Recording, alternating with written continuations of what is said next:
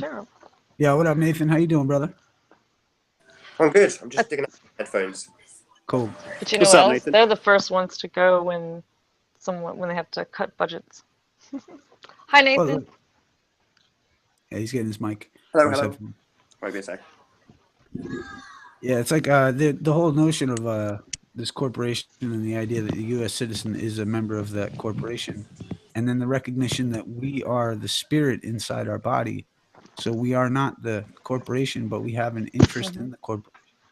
We're the creditor, and we have an interest in the citizen. Yeah, they've you're tricked the us. non-resident alien in possession of a U.S. citizen. Yep, and possession is 9/10 of the law, but there is 1/10 left open for it's a split title. So the split title is what gives jurisdiction for them to come after the citizen because there's an obligation owed, but they owe you, but you don't know who you are. And all the presumptions are in their favor. All the assumptions are in their favor until you assert your rights and rebut the presumptions and make a conditional acceptance and reprogram the words in the contract to your favor and make them an offer they can't refuse. Because that's the way it's designed. Well, what? that's Give me an why I example keep of. coming back here so I can keep, Well, taking hold on my- one second, Monique. Yep. Go on, Nathan. I was just going to say, give me an example, like from what world? What would be an assumptive thing that they would foist upon you that you would have to turn around and give them a conditional acceptance to overcome? Well, the fact. How about this? What should I've had him say to me? What's give me your license? And he could say, or I actually had a girlfriend who was at a party, and they got the cops called and all this shit, and they got everybody's ID. And when they said to the girl, they said, "Give us your ID." She said, "I'll give you mine if you give me yours first." And they said, Nice. "Give me your identification." And she said, "I'll give you mine if you give me yours first." And the guy just walked away. So she ended up leaving the party. But that's a case in point. If that's Well, no, that's a great example because it's nice and simple. Can you walk us through what actually happened? Yeah, I know you just explained exactly what's happened, yes, but what's going on there? I love you and you're the best, Nathan. I fucking admire really what you do, man. Yes, thank you for that because it allows me to get into it. Yes, there was an offer made by the officer. He said, "Give me your identification." Now the presumption is that he has the authority to demand your identification from you. And now the obligee is now the girl.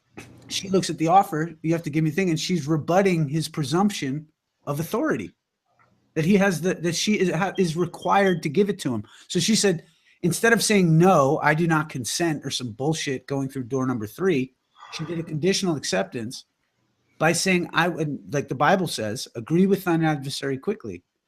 So as I taught her, she said, I'll be happy to give you my identification so long as you give me yours first, because he's obliged by law, his license, which allows him to hold a badge, and his oath make it so that if he approaches anyone and asks them for identification, he has to provide 3 forms of identification. Wow, I didn't know it was 3. So what do you call it? And that's why, like, when I was on the side of the road, I'll finish this up. So when she said to him, I'll give you mine if you give me yours first, what he then did was a confession and avoidance. Because then he said to her, he just barreled right over what she said and said, give me your identification again. And so what she did was she said, I'll give you mine. She stood her ground. And Good just for like her.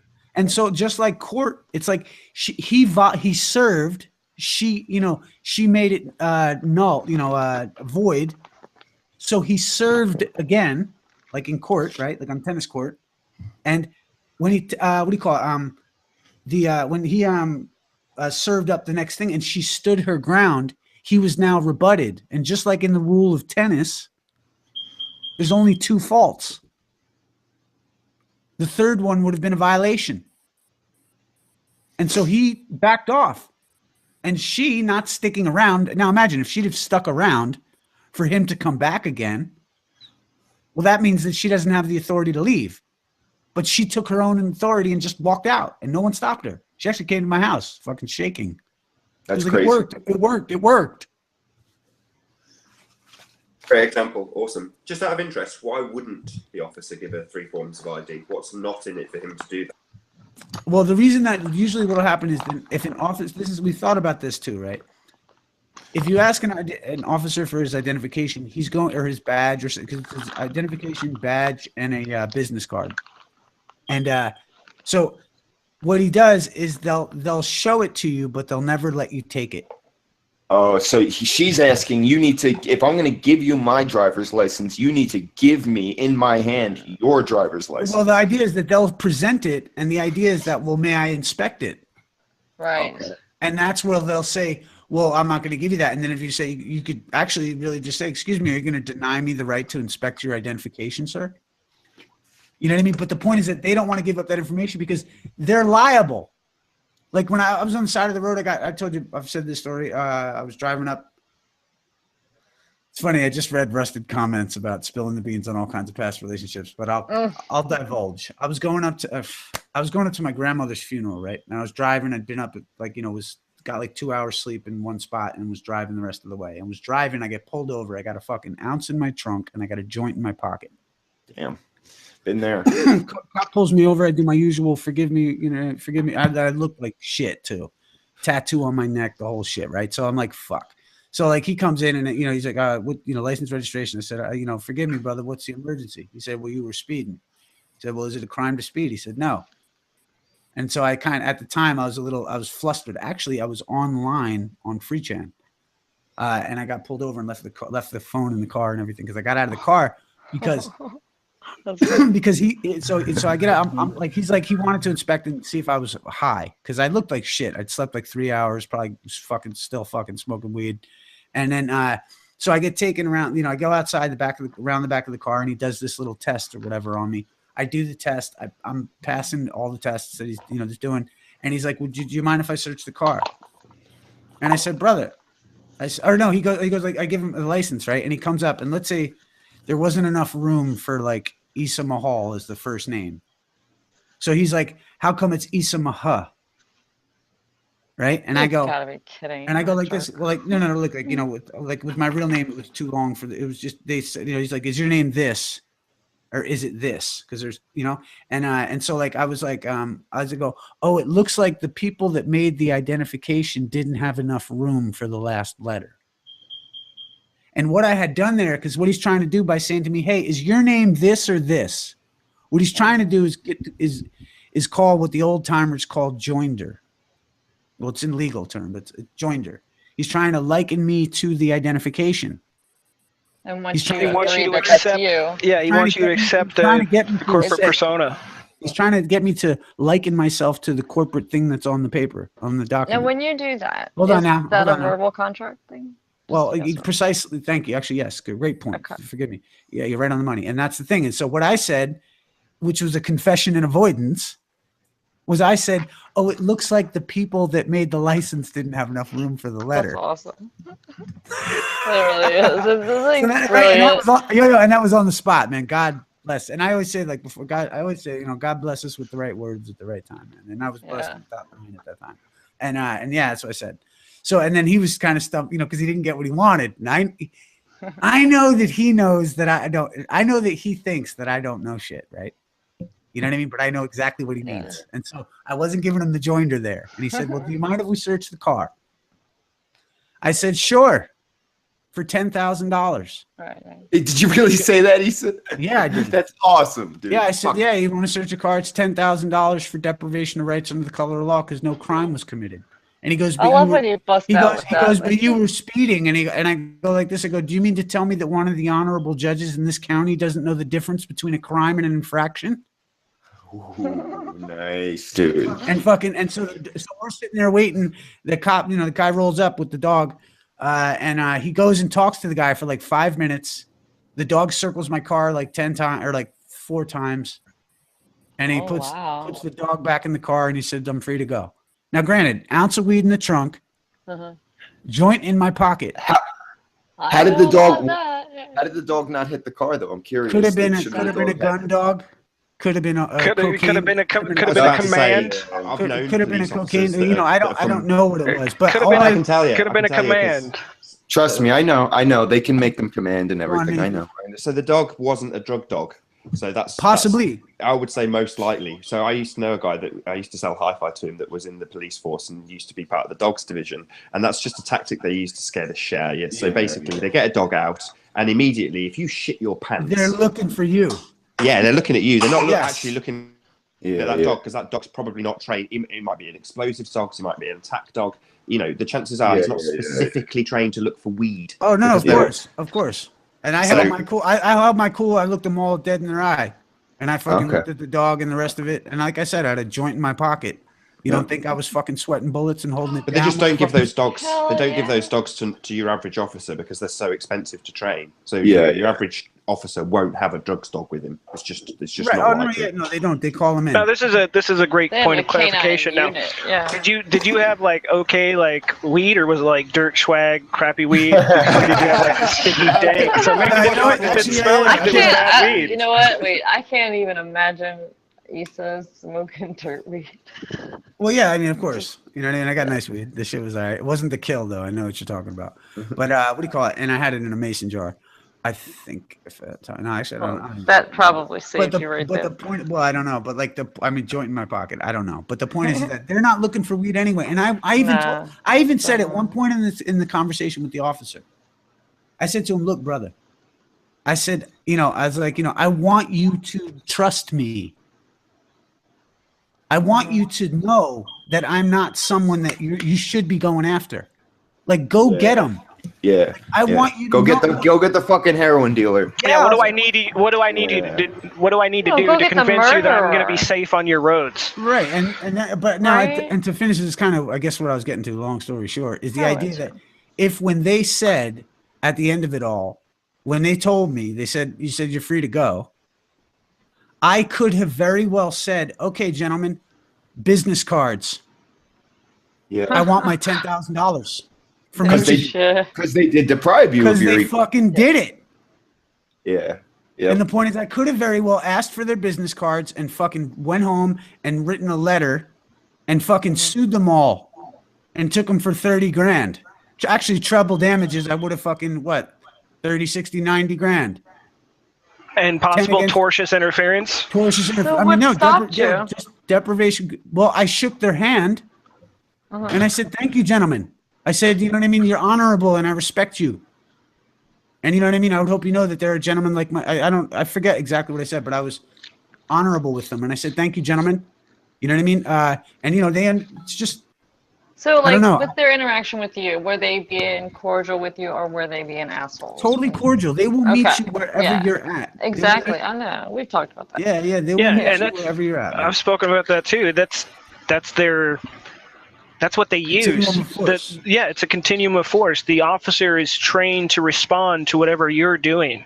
They have to, because they And- don't know what they're facing usually. Right, and their step one is physical presence. Like as soon as you see him in your rear view with the lights on, you are in his physical presence. Yeah. So if you do not comply by pulling over, he's immediately ready to move step two. That's when they shout at you over the radio, pull over. Yep. If that doesn't work, then it's step 3, 4, 5, escalating up to lethal force. Was it you that I told that story to, D, or Snack, yesterday about how I pulled over? I was coming home with a little bit of something on me, and there was another car behind me, but I pulled over because I didn't know who the cop wanted. And when he got to the door, I had my window rolled down all the way. I wasn't doing anything in the car, and I was smiling. I was like, "How you doing, officer?" And I was like, "I didn't know if you wanted me or the person behind me." He's like, "No, they were following you too close, but I appreciate you pulling over. You were doing fine, weren't speeding. Have a good night." I was like, "Okay, you too." Left. Yeah, Treat them like a regular person, and that's it. that's really look, because there's a lot of douchebags out there who really ruin shit. So At the same time, but, I don't call the police. well, And that's no. Well, there's a time and a place for fucking. Yeah. Isn't it at one point you said to him, like, what other recourse do I have but to sue you? Oh yeah, that's right. I said to him because that's right. We were standing there by the cars, and what it was I forget what it was. Like We got started. Like they were trying to make small talk. I think, you said, it sounds like you know what you're talking about. Or so I forget. Well, I said to him, at the time. Well, I go like this. I was like, do you mean to tell me? I forget how the chain of events went, but yeah, right. At one point, I said to them, I said, look, I cannot physically attack you. Like I can't physically do anything here. I was like, so isn't my only recourse to sue you? Yeah. Like, That's awesome. Yeah, they did something wrong. That's why they're licensed and bonded and insured by the state. right, because my issue is not a physical issue, and it's a matter of the idea that like I can't fight you. So the only thing that the law has provided for me to do is to just sue you. And if you don't like that, well, you should have read the fucking rule book before you started fucking pulling people over without fucking probable cause of a crime having been committed. It just so happens you came across somebody who knows better. In your estimation, Issa, just a question. In your estimation, out of how many traffic stops a regular cop does, how many times is he encountering someone like you that's cordial, that knows what they're talking about? Probably 1 out of 1,000. How many times are they encountering? Between, for sure. Yeah. What I'm trying to get at is they're encountering probably 999 people out of 1,000. Well, not that many, but they're encountering a lot of hostility right off the bat too. So, well, no. Also, too, you think 1 out of 1,000, but then like I'm like the only one I've met out here that's savvy to any of this information that isn't trying to talk about I'm a man and use Carl Lentz's fucking process. Because these people are also dipshits. You are. I told you that. You're the only person who's presenting that you have the knowledge. You're giving people the information where to go to find out for themselves. I was at the nurse in this jail, and this one officer runs up in my face and just starts fucking like, he's like, is this statey giving you a hard time? Is this da-da-da? Like got all up in my shit, and I had a good rapport with the nurse at the time. And she stood up and defended me like fucking like a champ. She was like, "This gentleman hasn't done anything wrong." He said, but this guy wanted to kill me because he thought I was one of those sovereign fucking dipshits. I did that for my patients too. And I told cops to stick it. Yeah, no, that's the thing is that attitude is fucked. And like this is about actually just like putting together information and like in no nonsense fashion, having the etiquette to understand the nuances of the conversation at hand with the officer or whenever, and fucking being able to adjust and act accordingly. And if one cannot do that, do not be surprised if this system, which is complete and perfect and whole, whoops your ass if you can't fucking do it right. But they're so happy to come across someone who's pleasant because they don't get it very often. What up, Cat Earth in the building? What up, brother? Hello. Hello, how are you, sir? I've been waiting patiently over there, man. I see you over there. Yeah. I'm interested in what you're saying, actually, because I was thinking all your cops must be really clued up on all this, because in England, we have a similar setup. Obviously, it's a bit different. But none of the police in this country know anything about that. I mean, you can't talk your way out of anything, really. Oh, no, they don't know over here, too. You just have to they don't know. I was going to say, if you said to an officer here, is it a crime to be speeding? The answer would be yes. Because if you don't think you don't know any better. Hold on. See, but this is the thing, though. I would beg to differ because I think unless you've done it, unless you've done this stuff and had these experiences with the officers, you don't realize how savvy they actually are. Oh no, I have, and because I learned about this stuff a long time ago about the legalese that the police in this country have to use. So when the police say, for example, ask you, do you understand? They're really asking you to stand under them. It's sort of like weird things like that. But that to me is 1996 info. Yeah, but that is true. That is all legitimately true, which is why if you just say nothing, you might get arrested, but you will ultimately get away with most stuff because you just said nothing. You didn't do anything. You didn't give any consent because it's policing by consent. Well, there's also the acquiescence, though. That's the issue of door. I don't even know what that word means. Okay.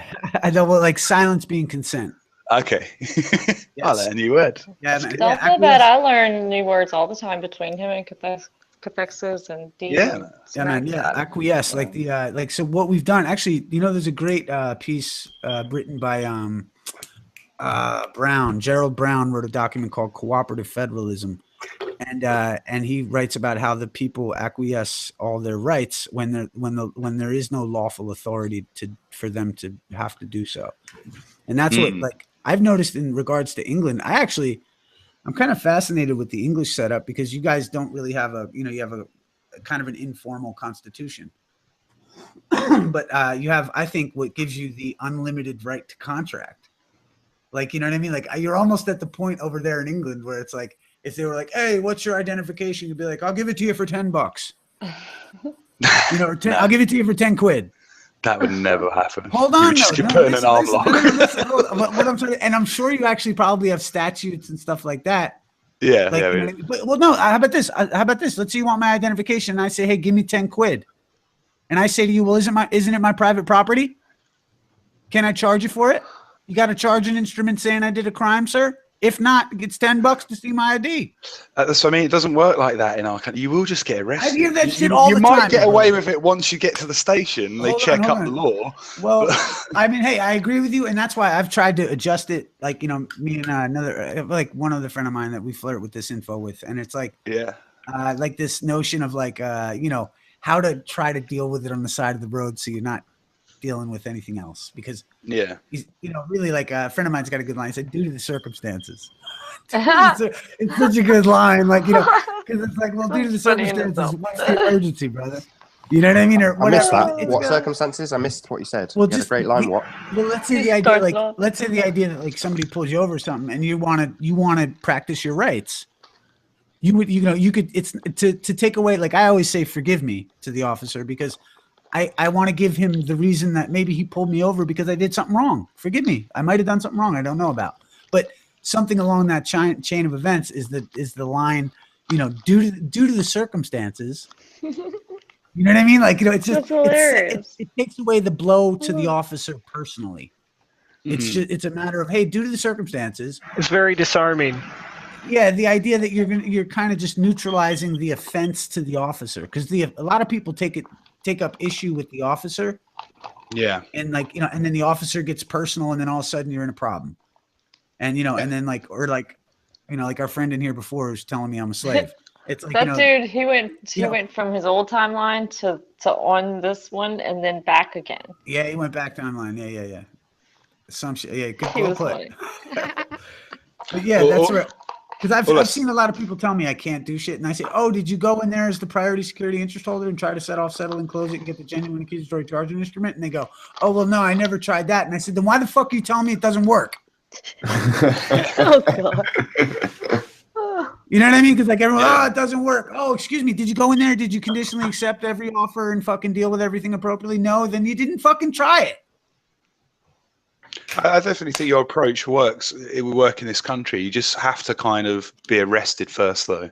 Oh, that's the main thing in this country. You don't get away with anything from the police. They don't know the law. None of the police know the law, so they're just going to arrest you. They're going to like, "What are you on about?" Right, and that's what and this is, dude. And the penalty for arresting you and denying you the equal protection is just $10,000, 10,000 quid.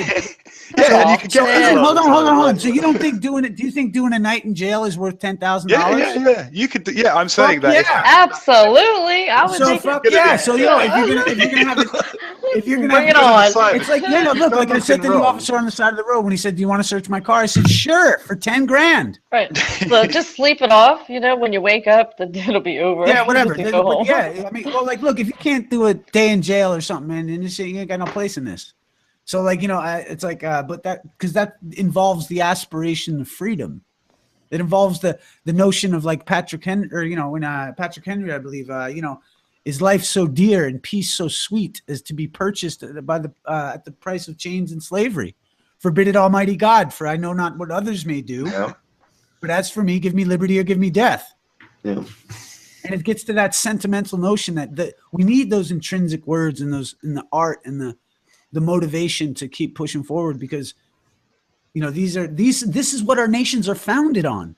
Like Descartes, one of the philosophical founding fathers of the American Constitution and the idea and the experiment, he said, "I think, therefore I am," which implies that he who does not think is nothing. Yeah. I think our Mine governments never understand. stops. I can't slow it down.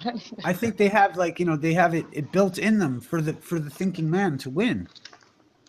Yeah, It's not good to think too much, though. Drive you crazy. It Well, does. it It depends does. about I what, have to it depends on what stop you're it. thinking about. I'm trying to think a lot less nowadays.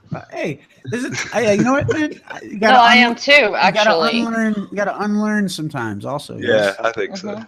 Yeah, man, for sure. I mean, shit. Just at certain times, because I start getting where I'm racing thoughts. If I wanted to write it down, I couldn't finish writing one thought before I'm racing with other thoughts. And, I've had conversations about working on that. You probably need a creative outlet if you've got that. I always think if you're thinking too much, idea. Sure. Need some sort of outlet for it. I'm working on a couple things. That's true, man. Yeah. Yeah, Cat Earth is a comedian. For his fucking Let's hear some comedy. Yeah, that was a good talk earlier you guys were having on I'm Rick's or whatever. I don't remember what we talked about. I was had a few. I've had sleep since then. Maybe that's why it was so enjoyable. I don't know. I don't know what. I made friends with Pure. I can't believe it. I'm so happy I made friends with Pure Anarchy. Oh, cool. He's one of those people that is like a lot of people say you can't be friends with him. Oh yeah, no, he's probably. I think he thinks I'm retarded and all the rest of it. But yeah. Yeah, he gets a bit angry. He gets a bit, excited. But he's actually an alright guy if you just. Oh wait, no, you know what, Pure? I think I've talked with Pure Anarchy actually. Yeah, I'm on good terms with most of those guys. I think I've enjoyed and learned a lot from a lot of the ballers out here. Like I respect. What I love a lot is Curved Water. Yeah. Guys, chat to him a lot. Dude. Oh god, that guy's awesome. You know what I mean? We disagree on a couple of issues, but that's what makes it more exciting between us. But has he shown you Curved Water yet? Oh yeah, no. He's the best troll flat Earth name in the world. Curved Water. Yeah, that's so great, dude. He's just genius, dude. Pretty freaking genius. Did you see a lot of people forget too. Even Atheist Rex, man, he used to live on a boat and travel all around. That motherfucker's cool too. It's like even as obnoxious as he is. I got a comment from Clive Adams about Pure Anarchy. So after the interview I just did a couple of days ago with Adam Dwyer, I got Clive Adams in the comments saying this Adam guy's evil because he threatened to burn down Pure Anarchy's house. And my response was, "Oh, I know Mr. Anarchy. He lives next to Mickey Mouse, doesn't he? On that imaginary lane from the fake person phone book. Yeah, really easy to find that guy to burn his house down." Like, what a moron. These guys coming around saying, you're threatening Pure Anarchy. It's like, do you realise how that sentence looks? I liked Adam as well. I was happy you did the thing because he got did he get sniped or something off a stream and then he went and did your stream, and a lot of people talk crap about Adam. And I don't know well enough. I'm quite new to all this. But I chatted with him on a hangout, and he was actually all right. I thought he was quite a nice guy. He's really aggressive, but if you get past the aggression. What, A4 or what? I forget. Yeah, A4. Yeah, A4. Yeah. Oh yeah. He was here last night. Actually, we were having a good talk. Him and Nick did a good video, didn't they? Together. Yeah, I watched. Oh, that's right. Forgive me. I've yet to. It's timing. I've been trying to get him on an interview for probably best part of 2 years, and then, like you say, I watched him with Clive and whoever else, Paper Explainer and a few others on Vlad's hangout. I think it was Vlad's, and they just booted him. Typical, hypocritical style. They were like, "I've booted him because he goes around booting people." And you're like, "What? You've literally just done the very thing you're accusing him of." Doesn't Vlad's channel say no bans in the title name? Yeah, that's what. Clive was like just booting people from Vlad's panel, and he wasn't. Vlad wasn't noticing. It's just he just assumed people were leaving. He's sniping your hangout and staying on, just staying there, having his say, kicking out the people that don't agree with him, talking over them. Who was that doing that? And Vlad, Paper Explainer and Clive. No, Paper. I don't think Paper snipes anyone. Clive. No, Clive I think Issa wrote a song for Clive. Oh, yeah, you don't know Nitpicky Clive. Well, let's hear it.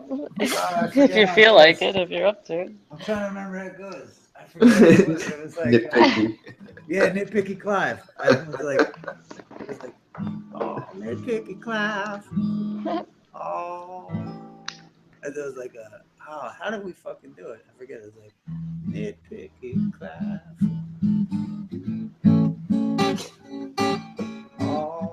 nitpicking Clive. I wonder how you stay alive.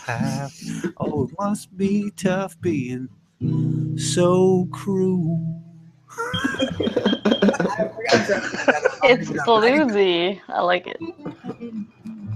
Nitpicking Clive. Oh, why are you still alive? Oh, after being so mean to everybody. Oh, I can't believe I saw you in Vlad's chat, kicking out everyone. Oh, Vlad, paper explanator, you got some explaining to do. I don't even know. Nitpicky Clyde. Nice.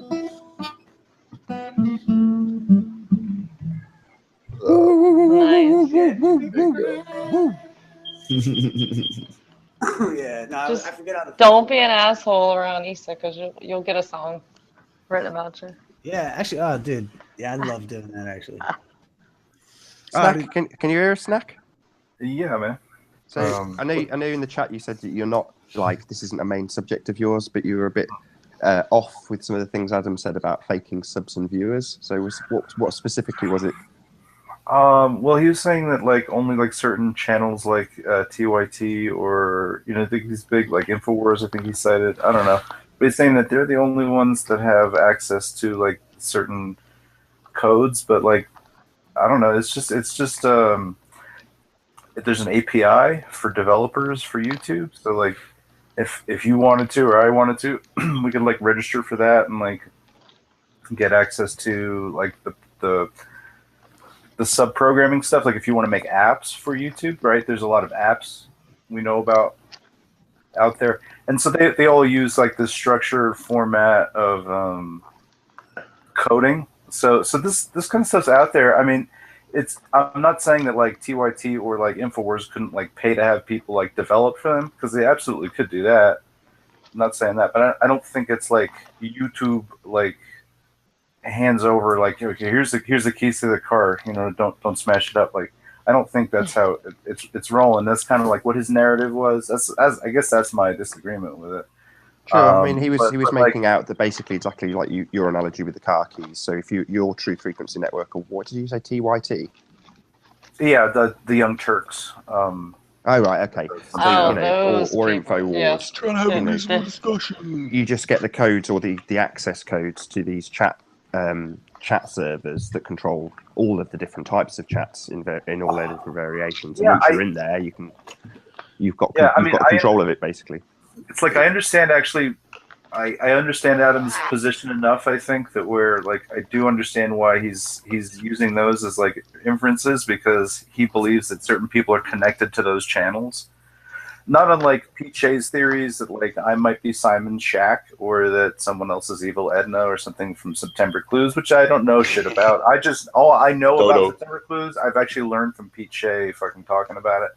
So it's interesting, but so there's differences on Twitch probably, and probably you can just build bots on something like an open platform that somebody else made, because Twitch seems to be more catered to being open than open source, kind of like so. Well, I don't know. I don't want to say too much, but I think it's different to make a bot for YouTube, but there are some universals that both of the platforms kind of share. Anyway, I'm sorry. Can you just give a sum up of what A4's argument was on this? Do you want to do it, Snack, or shall I? Just real quick. Probably you'd be better to do it since you interviewed him. I just listened to like a couple. Sorry, I haven't caught the video yet. So okay, I mean, what he's basically saying is that you can write codes. First, you need access to these chat networks. I can't remember the acronym. He gave me a 3-letter acronym. It's IRC. IRC, It's internet relay chat. Yep. That's it, internet relay chat. So you get access to these internet relay chats by being one of these networks, like Snack said, Infowars or Young Turks or whatever. And from that point, you can then, as a code writer, design like a machine to make a robot. So you've got a code that writes a script to make a fake account, and then you can then program that account to join a chat as it starts. But the way he was alluding to it was that this isn't just available to anybody. You've got to be somebody associated with one of these quote unquote mainstream type YouTube channels. You have to have the password to get into the internet relay chat. Correct. That's for basically whatever chat is running. And from that point, you can then either, and this is how he extrapolated it out, or I did, I can't remember who. You can either use that to put 1,000 people in your own chat if you were running a chat, or put them out to market, sell it as a service. In other words, you can approach. Never had this actually happen to me. No one's approached me and offered me fake subs, but that's what I extrapolated out from what Adam told me. Okay, so there are. I've investigated this aspect of it before because I suspected certain channels might be only one channel really, and it made me think like to just search and see like what I could find on it, like. Because I was seeing like things like numbers dropping like 30, 40 viewers in a chunk or something, and I was like, oh, maybe that's running like a bot, because it's essentially not that difficult. You could like do it really within Firefox. You don't even need like no fancy shit. You could probably open like I don't know 20 different pages with no, I don't think that's the case. 20 different port forwarding things. I think if you were to do that, it would register on your IP address as the amount of devices. So there's a limit to how many devices can register to a particular IP. Well, then when you don't use that IP, you spoof that IP. So it looks like on Twitch, right? You can open up 20 browsers and have 20 viewers. I don't know what it's like on YouTube. I used to stream on Twitch all the time. You just open up 20 of your page on a browser, and you'll have 20 viewers. Yeah, I believe you probably could do that in Twitch. I don't. You can't really do the same thing in YouTube because you're all signed on through the G+, authentication cookie or whatever. Correct. So but if you did have different devices, it would register. So, for instance, if my wife joins my show, that would register as a separate viewer. I'm telling you, if you get Firefox, like this guy. I'm telling you, if you get Firefox and if you get like 2 extensions, you can make each individual tab its own IP. Yeah, because you're running it off a proxy server. You got different addresses for each proxy. Okay, this is something I'm only just learning about. I've only just got my first ever VPN, so this is all new to me. Okay, so it's very much like a VPN kind of situation like that. So and you could use these in conjunction too. You could use a VPN and proxies, whatever. It's not that difficult, and there are situations in which like that web browser is going to. Okay, so if it's Google Chrome or if it's Firefox or whatever, there's like a memory add-up that happens after a while, and things can crash. So if you have like one instance of Firefox open with 20 viewers pointing out your site, and they all go crap, they shit the bed, then you're going to drop 40 viewers in this chunk, and that's not natural for anything I've ever seen for any other shows. So when I see things like that, I say, And what I did was I searched and actually looked for other services that were available, or all the different services that are available for promoting YouTube channels. These being like, you could buy 10,000 subs for like, I don't know, probably like $1,000 or something, or something of that nature. You can also, there are certain services that'll point viewers to a live stream, much like a Twitch account, but this is a service you can pay like $15 and you could probably get like 50 viewers or something like that in a chunk for a month. And so there are bots, you know what I mean? There are ways to bot this system. The question is like, are there's malicious intent? Like if let's say I'm trying to promote like I'm a filmmaker and that's what I do on YouTube and I want to promote like my thing. I mean, is it really like, in truthing, right? It's kind of wrong. In entertainment, though, it's promotion, right? So, I don't know, spoofing numbers like that is part of what some people do to, like, get a buzz going or something like that. Or to generate the person who would be in agreement with you, and I only know this because I broadcast the chat on that show and got to read it afterwards, was the Hoary Sheet show. And he essentially said the same thing in chat, which is to say, look, this is just promotion. It's a necessity to get your stuff viewed above all the other crap and dross that's out there. If NASA are doing the same thing, then why shouldn't we? And while I can see the argument for saying, well, yeah, I want my stuff to come above everyone else's, by the same token, that's not the point of me being here. My point in being here is to actually reach people. In other words, I couldn't give a toss if it says 20 people or 200 people, so long as there is actually 20 people listening to the information that's being put across. If it's 20 people plus 80 bots, so you're still only reaching 20 people. And it's just vanity from that perspective. Yes, I do get the other argument that it would push you up the rankings and maybe put you on the home pages, which does get you more viewers. Yeah, so I get it. But it just I don't seems think this is happening broadly. I mean, I don't agree with that at all. But Adam has a very very committed perspective, I guess, on some of these things. So I don't know. Like, I don't think anybody's really doing that now. I haven't seen anything like that in a while. But on Twitch, it was a massive problem on Twitch, and I've got to say I completely disagree with it. And it's basically fraud. It's tantamount to fraud because you're defrauding people watching you. You're being dishonest, and it's not. You're gaming a system. And no, I don't agree with it. That was Adam's argument. So he was saying basically it's fraud. If you're here saying I want to get the truth of things out, and you're frauding your viewers, then that's an outrage. That was Adam's argument, and I agree with him. It is because people are thinking, oh, there's 40 people who really like this, therefore it's worth watching. Do you know what I mean? Which is not true because you've bought that number. Well, but that's your choice to do that or not. Like if I have like a little video game stream and I want to do that, then or whatever. But that's not. That was I don't agree. Though. With a video game, who cares? It does because this is other people's entertainment. Do you know what I mean? So there's other people out there working hard and doing it honestly. And then, I know it's not important. I don't disagree with your position either. It's out there, and I'm not trying to waste my energy judging people on it, but. No, yeah, obviously. So it's an option. I just think it's really, I think it's very intolerable for things like truth and spirituality and things of that nature. That's I don't know. I have ethic problems with that, but that doesn't mean the next guy isn't. So but just to be devil's advocate, then wouldn't you say that it's akin to a system problem? Therefore, if you compare it to something like money.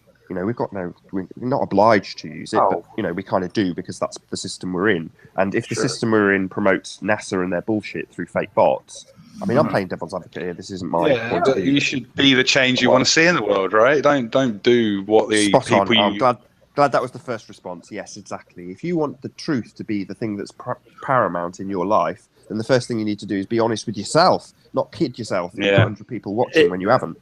It's also they're fight the robots with your own time and effort though. If you want, that's something you could do. Run your own live stream and do that. Like if for every, I don't know how many NASA live streams there are. Was it 2 or 3? There's more 24-hour FE streams now. I mean, that didn't always. I'm not of the type that remembers it always being like that. So it's nice that it is like that and that we have that ability to just we could blanket it with another 10 live streams. Maybe over the next year that'll happen. Who knows? 24-hour streams. Because it's not like that great to set up your laptop to do it, but I think if you use a virtual private server, you could just be running 24-hour streams on a Blade server somewhere. You don't even have to worry about that shit going down. Yeah, that 24-hour stuff has a little bit to do with availability. You know what I mean? If you're always on when they feel like they want to watch something or they're interested in something, and you happen to have that topic planned, and you're always on when they need at the right time, then they're going to come to your channel. You know what I mean? Most time. Look at ODD's live stream. He's got 300 people watching all the time. Right. Yeah, he was one of the first ones telling you he's botting, definitely. 100% ODD. Just look at, all you've got to do is look at participation to numbers, and it's obvious. You think that many people are just sitting there. Dude, look at the chat. Would you participate? Yeah. That doesn't mean bots, dude. Some people, that's what people don't understand. There are a lot of people that watch YouTube and they watch live streams and they There's don't. A lot of people. I don't know, man. I don't know. I don't agree. I mean, you go into some of these. All right. Okay. Nathan? Yeah, I just sniped Nathan. No, I didn't. I watched YouTube. I mean, not live hangouts. There weren't really that many, but I mean, I didn't even have an account for the first year and a half that I was watching YouTube. It's there's probably a lot of people that don't sign into their accounts or don't want to be associated with it in that way. They don't generally watch do you know how hard it is to watch a live stream, watch the chat go by, and then not join in? It's something somebody's going to say. I did it for a while. Yeah, it is difficult to resist, though. Yes, I understand. like Kat Earth is saying, you go into some of these chats and you see 300 people, and then you just time the amount of dead time between two people talking, and then you scroll back through the chat and go, hang on a second, there's only 3 people having a conversation here. There's 300 people in chat. And it's always Just to 300 as well, right? There's no timing in the day. Just to play devil's advocate, can you show me a live stream where it says 1,400 are watching and 1,400 are chatting? No, but if you compare it to, I can only go by the chats I go into. So if I look at Patricia's stream or my stream or Globebusters' stream, when Globebusters have started off and they've got 300 people, before they even click start, it's nuts. 300 people chatting in the chat. Same with Patricia, she gets a couple of hundred people, let's say 150 people. You have to really concentrate to keep up with a chat that's got 150 live viewers, if they're genuine. Yet you go into others, 300 viewers, one comment every 2 minutes. I'm new to YouTube and all that, but I was doing Twitch for years, and like it just stinks of view botting. Like everyone on Twitch would be like, "Yeah, you're view botting" if you had a stream like that. Well, the people is this some? I just want to say this. It's a little bit about engagement too. You know, if you have like a live show as opposed to like a film reel that's just like a playlist that's being done in a live stream. How much more engagement? Like the engagement is only social in the side chat, and if you're not interested in that, then you're just watching like flat Earth videos. You could have that on all day, just like with your volume on, like on your computer, if you wanted. So yeah, possible. I just don't think there's that many people doing that. I really don't. I have had people that show up to the meetups, and they're like, I watch. I don't talk because look at some of the vitriol that's in those chats. Yeah, but he's got a constant 300 viewers. Why would the same people constant the same video over and over again? We're not saying that there isn't people because there's probably like 50 people there. Like, can I ask all you guys a good question? Is it live right now? Someone should go check it out. All right, order. Nathan, continue, brother. Sorry, there's just a ratio between non-viewers and viewers, and it's about 10 to 1. So in other words, if there's 150 people in a live stream, about 15 people will be chatting on average, and that's consistent. I mean, I've been doing this 10 years, and trust me, it's about 10 to 1. Same goes with everything. If you've got a good subject, you get one person view. They won't just comment. You get 10 people viewing, you get a comment. That's roughly average across everybody. So when you get to 300 views, and there's only 1% chatting, that's so out of skew that you go, nah, this person's view botting. That's the conclusion that I would draw. Normally off air, but now there's been plenty of people talking about it with a bit of evidence to show that's how it's done. I just want to say, not that I need to defend ODD or anything, but I find him that most people say that he's very popular to them. I've heard a lot of good things about that, and I imagine he probably connects with a pretty big slice of people, cross section of people too, right? Yeah. And they currently have 202 watching, and I've seen it like dip to like, I don't know, hundreds, 120, 140 or something like that. But I don't know what. Is it that hard to believe? He's got 86,000 subs that 150 people are watching. Or like I used to leave before I got into this. I would leave my PC with his live stream playing while I went to work, just because I knew it threw an ad up every here and there, and I wanted to support him. Well, like not everybody talks, but I get it on both sides. I get where you guys are coming from. But Yo, Denmark, you saying you have a question, brother? Yeah, and there are only 5 people chatting, Rusted. So said I have 202. That's just not. Hold on one second. But we'll address that in one second. But Denmark, you had a question? Yeah, sometimes I interact with the little things, and sometimes I don't. You know what I mean? Sometimes I'm more interested in like it, and if they're saying sometimes along the lines of something that I'm thinking, I really have no reason really to interject with what they're saying. You know what I mean? So, I mean, and plus, me personally, that's not to really voice any opinions of anybody else. I don't really care how many subs anybody's got. Like, I don't even really look at the number. I mean, me personally, I just look at the thing, look at what they're saying. If what they're saying is 100% common, makes sense to me, I could care less if they've got no views or a billion. You know what I mean? That's the way it should really work out.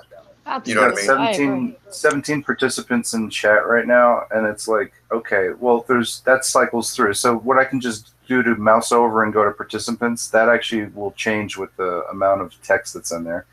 It sure does. And like I will actually, I'll tell you what, I don't know a lot of people that are in there, and I don't always go say hi. Sometimes I watch Even Exposed. I don't say shit. I don't, you know what I mean? He definitely I'll put it on and just listen to it. He bought a right big package on the Eclipse of subs because he got a sub like every second for hours He and was hours. getting about like 1,000 a week or something for a while. Yeah.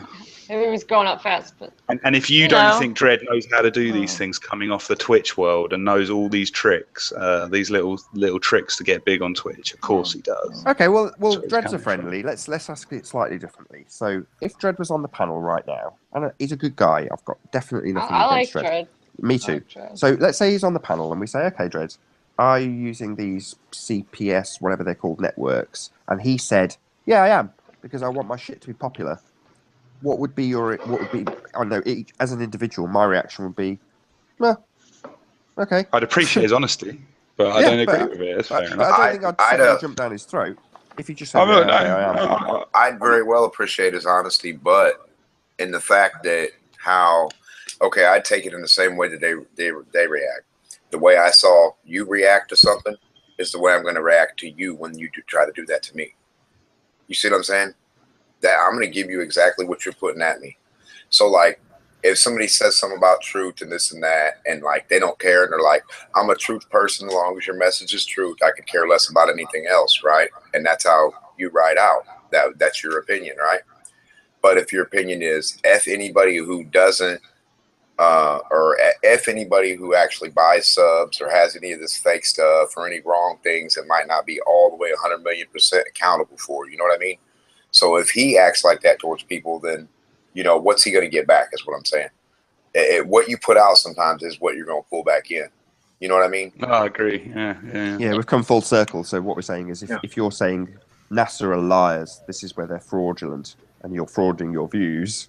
Just for a quick disclaimer, none of us have any evidence of anybody faking views. Nah, just to be clear. I don't have any evidence of it. I don't even have evidence. And most of us know. Most of us know you can't prove anything. So no, these are just discussions. Does that kind of bring it back down to the point of like not trying to get too affected by how many viewers there are? Whether we have right now like 50 viewers or 2 viewers, right? I should be saying the same things. And also we should try as much as you can like receive everybody's information kind of on equal par, right? No one has like any kind of like claim to the problem this, right? I think the problem comes into the equation when if you say you're espousing truth and then you're caught in a lie. Yeah. Now therein lies the ethical rub. It's like, hey, one thing, okay, dude, that's cool. Are you trying to be a TV star? Okay, cool. That's fine. But are you trying to be a TV star that's a truther? Because I'm going to smack you in the mouth. It basically comes down to credibility. So yeah. And that goes and that's the thing. And that's the ethic of that's why I love Tim Osmond. That's why I can respect the trolls that go after everything because they're like piranha. If there's a little bit of bullshit and it's got some meat on it, it's going to get taken out and you're going to get exposed. Yeah, they get away with hypocrisy by having the label troll of a sometimes. Yeah, you're disrespecting. That's why so many people are pissed off with flat Earth and flat earthers is that we've been studying this since fucking forever. Like I've been in this since 97. You know what I mean? Like this isn't just something I came across. Oh, really? 97? Flat Earth. Well, not here, right? No, but I mean, actually, what got me into it was actually the Tutsis and the Hutus. My brother listens to them. Really? To them. Tutsis and the Hutus. There was a story about the UN, and I was always just interested in books. I've been always into this stuff, but like, I mean, whatever. I became Muslim when I was 15. You know what I mean? Like, it's like I think of it like the Tutsis and the Hutus were the thing for me, and the UN didn't protect them, and then they came back 3 hours later and they decimated the whole village, and I was just traumatized by the footage that I'd seen. And ever since then, I remember hearing about a news broadcaster, and it's kind of something that I think about when I come out here and talk, is the idea that he was a news broadcaster in Africa, and he was telling the people not to take the vaccinations, and he was part of this. He was just amidst all of this, and the people weren't actually sending, like, they would always save one child to not go get vaccinated, and all the other kids that got vaccinated would die and shit. So he was reporting on it, and he ended up getting chased around Africa. They were trying to get him because he was reporting on it. It's like Fela Kuti. If you don't, that's why music is so important, because you look at guys like I played saxophone and learned about Fela Kuti, who was in Africa and who they threw his what do you call it? Was it yeah, they threw his mother out of a second-story window. Wow. You know what I'm saying? Like, this is the shit I was reading. I've read and I recommend, like, don't talk to me about no fucking Black fucking Panther shit unless you've read Franz Fanon's Wretched of the Earth. Because if you haven't read Franz Fanon, The Wretched of the Earth, you don't understand Huey P. You don't understand those gentlemen. And and that's where this is bound where if you're going to come in and try to be a marketeer on the issue of discussing the truth, and you're not even going to stick to the ethic of the truth, well, then you're going to have enemies, man. Yeah, of course. Was A4 more saying that you would have to be somebody like InfoWars or the Young Turks to get access to do it? Like, it sounds like the argument was different than what we're really talking about. Or like Truth Frequency Radio, or like Truth Frequency Radio, or like some big company. It's the media aspect. So here's media infiltration. So he's saying that the mainstream, who ultimately, if you're a good truther, you know that this is all part of the control structure, and if they're involved with what we're doing in truthing and frauding along the way, then we are basically infiltrated. So it's all the linchpin is shills, basically. That's what he's saying. Well, and that's and that's why the whole thing comes down, and that's why I've always talked about this, is that it circulates around this legal issue of us understanding our rights, because we're meddling in the affairs of government when we're trying to change the opinions of the government's cattle. We're meddling in their affairs in that sense, and that's why our only protection is in the essence of being of understanding who we are, so that we can understand all that they can really do is try to entrap you to do something silly. That's all they're really allowed to do. Because if you're, and that's the point. If you're coming out here and you're talking about revolution and we're going to gun up and do all this shit, everything, chances are you're probably a federal agent. And whoever you get to go join you on your rampage to fucking Antarctica is probably going to wind up in the jail somewhere. And this guy's still going to be out there talking about he wants to get an army together, and who's coming. Yeah.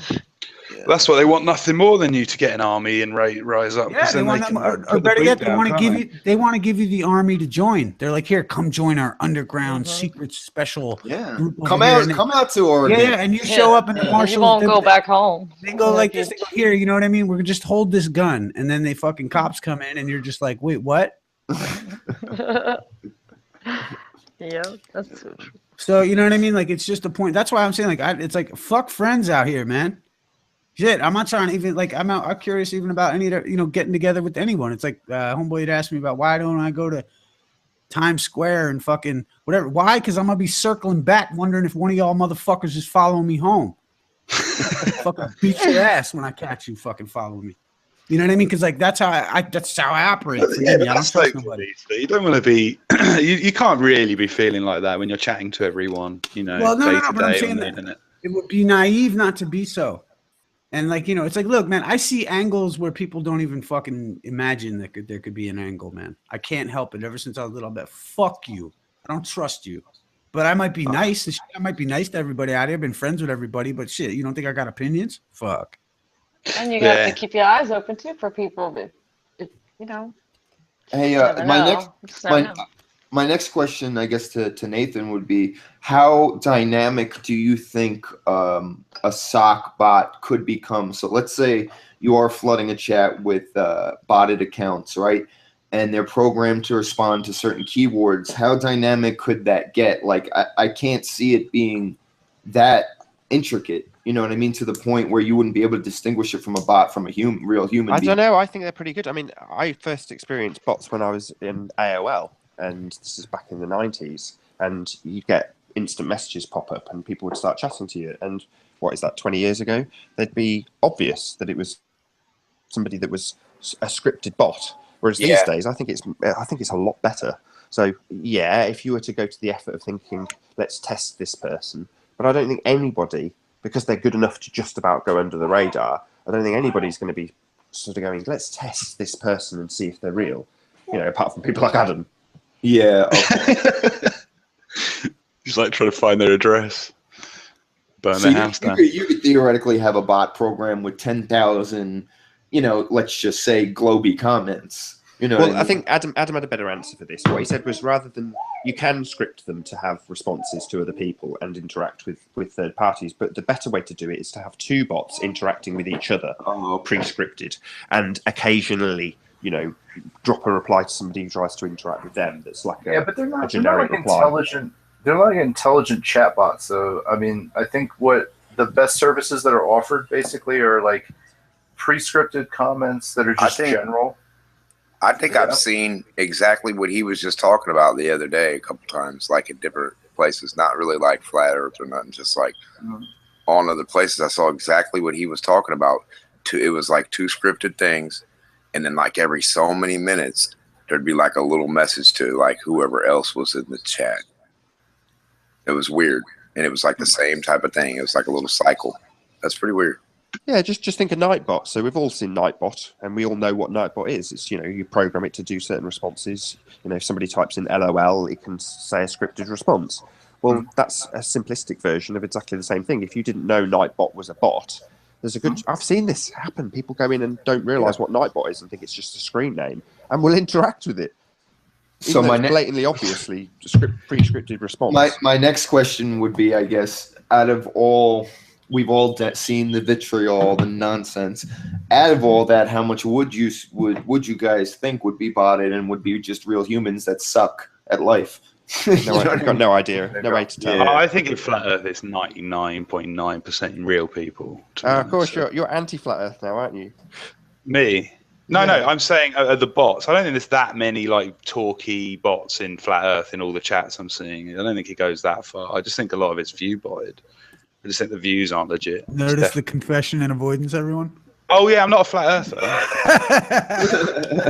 I haven't been a flat earther for about nearly 6 months now.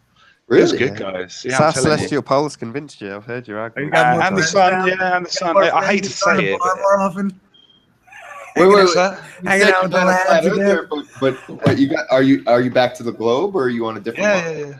No, back to the globe. All the way back. I'm back.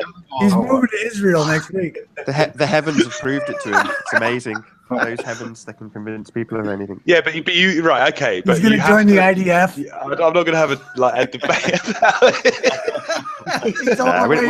We're just messing with it. We're not going to. This isn't going to descend into some hate-filled argument. Oh no, not at all. But like I think what confuses me is that people who say that doesn't prove. That doesn't have any weight, like that argument of looking at the stars can't prove what's on your feet, like below you, where it obviously can, if you're being honest. No, I don't think it can. No, it can't. Yeah, because. Well, okay. So what I'd say at that point is that then you don't understand the point being made. It's simple as that. If you don't understand, no, you don't, because if you can't accept that is a point, that like what you see around you and you track it can prove what's below your feet, then you're not understanding the visualization. It's simple. If you say, yeah, I understand that, but I still think that's flat because of that reason, I accept that. But if you can't give me that point, then I'm sorry, I have no choice but to think. But I totally understood it. I understood it before I became a flat earther. I understood it while I've been a flat earther. I've never once denied it. I've seen. Why did you laugh at me then?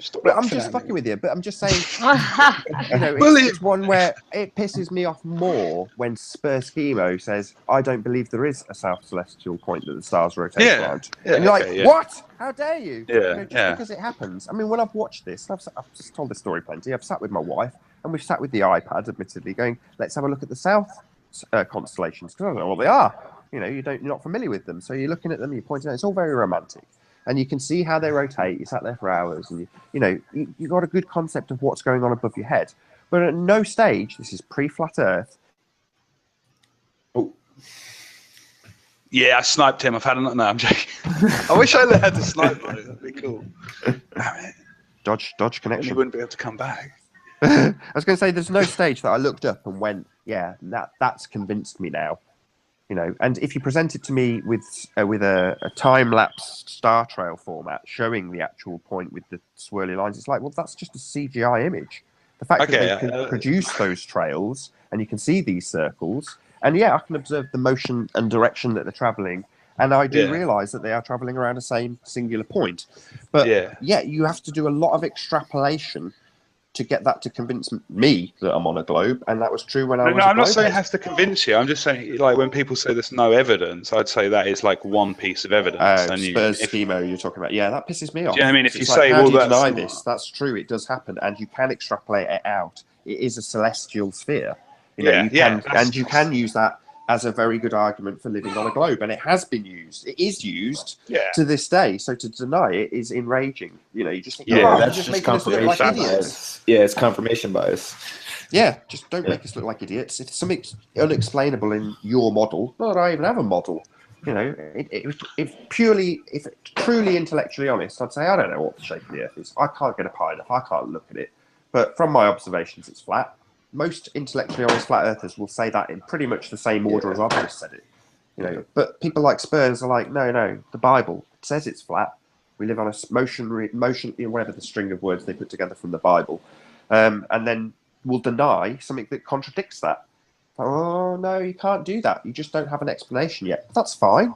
Most of us are happy and blissful, more happy in our ignorance. I agree. But we've been lied to. It's definitely not this thing that they've extrapolated out all these things like the celestial sphere. It's that honesty that we're all craving, and that craving, it just like is almost like as soon as you recognize and you let go of knowing everything, you know, there's like such a release there. You know, I agree. I've been a lot happier since I gave all this stuff up. That's why kind of giving up flat Earth was really good for me, because it's just like I just don't care anymore. I just don't like. I'm fine for other people to believe in flat Earth. I'm not I get a bit upset when people are questioning my belief. I don't mind arguing about my own belief, about what I believe, but I'm not going to sit there and try and, you know, argue your beliefs or what you believe. I think that a lot of that's a waste of time, and you miss out on other good conversations where you could be agreeing on things, you know, and you know, getting on. So I agree. It's a whole like I mean, it's almost like you have before flat Earth, then you have in the midst of flat Earth, then you have flat Earth with other people, and then like, you know, and then you make up your mind along the way, and then like, you know, you kind of leave it. Like, you know, I've even considered it. It's like, it's almost like, how many times can we talk about the fucking celestial poles or the fucking celestial sphere? I just feel beyond that conversation now, for the most part. We talk about other stuff. So well, but no, like but Vlad, look how happy Vlad is now he's giving up flat Earth. I like to debate though. I like. Yeah, we can tell. I'm not ready to crawl back to my Matrix pod yet, but I like to listen. You know, but I love to listen to other people debate because I learn more each time. That's why the I don't like to get into arguments myself. That's why the ballers are so awesome, because you get an opportunity to express all the finer points. Well, I'll learn through listening to you guys. You know. Well, no, but then and one day you'll step up and put some fucking baller in check. I might. You never know. No. I had to come out here honestly. If it's like, that's why I've always highly touted Snack, and I've always highly touted Cathexis and all the people that were over on Free Chan when I came out, because that's where I had to like, you know, all these intricate things that these guys know, man. I know. Hitchhiker to the Galaxy, you know, Hitchhiker's Guide, man. Like, dude, Hitch is a fucking beast. But he's not gonna, you know, he's got 43 subs. Fucking guy, you know what I mean? And this guy should be fucking like, you know, but that's not what he wants. If only there was a way he could get subs. If only, right? How would we ever go about doing such a thing? Check this out. The other day, actually, I was in a chat with you guys. I think Monique. I looked at my thing. I had 1,000 and something subs. Yeah, and then what happened? Then, but you're still up there. And then I went back, and then I was like, no shit, I got 1,000 something subs. And then I went back the next day. It was right back down to the normal count. But I thought to myself, like, wow, how did somebody? I thought to myself, like, that's because your PayPal ran out of money for your sub account. Yeah, that's what it was. It's the kind of thing where you're gonna gain. You're gonna gain and lose people. Dude, remember, right around that time, you entered an alternative timeline. I did actually. And all the alternative timeliners unsubbed you because of your attacks on the alternative timeline. There could be an explanation for that is troll related. So you I was have thinking people it could have been someone who likes me. It could have been someone trying to bless me up with a bunch of fucking subs. I don't know. There you go. Or somebody who wants to hurt convert you in a later stage. So you get people. I'm not going to say Gem Panda is doing this, but for the sake of argument, we know Gem Panda has a lot of accounts. He could potentially sub somebody up by 50 subs, and they would definitely show. And then if you pissed him off, he could just take it unsub away. you. Just take it away. No. I've felt that too. Like I've seen, like, especially when I've actually come out and like really stated my opinion on shit. Like I'll notice like I lose about 5 subs, and I'm like, because you'll see that though. You'll see fluctuations. You're gonna gain and lose people along the way, but you just want to make see it rising more than falling. And that's what court is to do, is to just like grind through people. So some people just can't. And appreciate the ones you lose, because you don't want them anyway, Well, my thing is that it's okay. I think I've always had the privilege to have the ear of somewhat influential people, and I enjoy that. And I would hope even out here, like there would be people that maybe understand where I'm at and what I'm talking about. Well, that's what brought us here. You're helping us learn all these new things and. Oh yeah, we're all here. We're all learning from each other. Shoot, I mean, like I said, I still get starstruck around Nathan. You know what I mean? You're joking? You're kidding, right? No, I'm not even kidding. I freaking like, because when I first came out, it was like, I was the only show that I was into outside of like watching Flat Earth shit or like ODD and Eric DeBay and all that stuff was you doing the Mechanics of the Fourth Wall. I fucking love that show. You, Antonio, and it's almost like the good old days. I almost feel like it's the good old boys. Like, it's like the old Dukes of Hazzard and fucking you all broke up and shit. Like fucking because like Martin, you and Antonio, I enjoyed the shit out of that, and I was just flabbergasted when I came across you and actually got to talk with you and Antonio, and eventually Martin. It's like I'm still in awe of you guys, and you're my celebrities. I chose you guys to be my celebrity. ODD is my celebrity. As soon as you use ODD as an example, I must admit, when I've had ODD on my show once, and I was the same. I was totally starstruck. It's different with people like Mark. I know Mark is just as big, but I know Mark really well now. But ODD, I was like, wow, this guy's on my show. Fucking hell, that's cool. Real? Dude, I was on like Patricia Steer or something. One of the first panels I was ever on, like real quick with ODD, and I was just like, dude, I fucking love you, bro. Oh my god! Like I was like, I just couldn't stop myself, because also I feel that you're the type of people that I think deserve the credit, deserve the attention of an of a fan. Like I'm your fan. Like Ranty. Oh God! I felt the same way the other day when. We didn't even touch that yet. Dude. Hey Nathan, you saw in my description it says Team Oakley.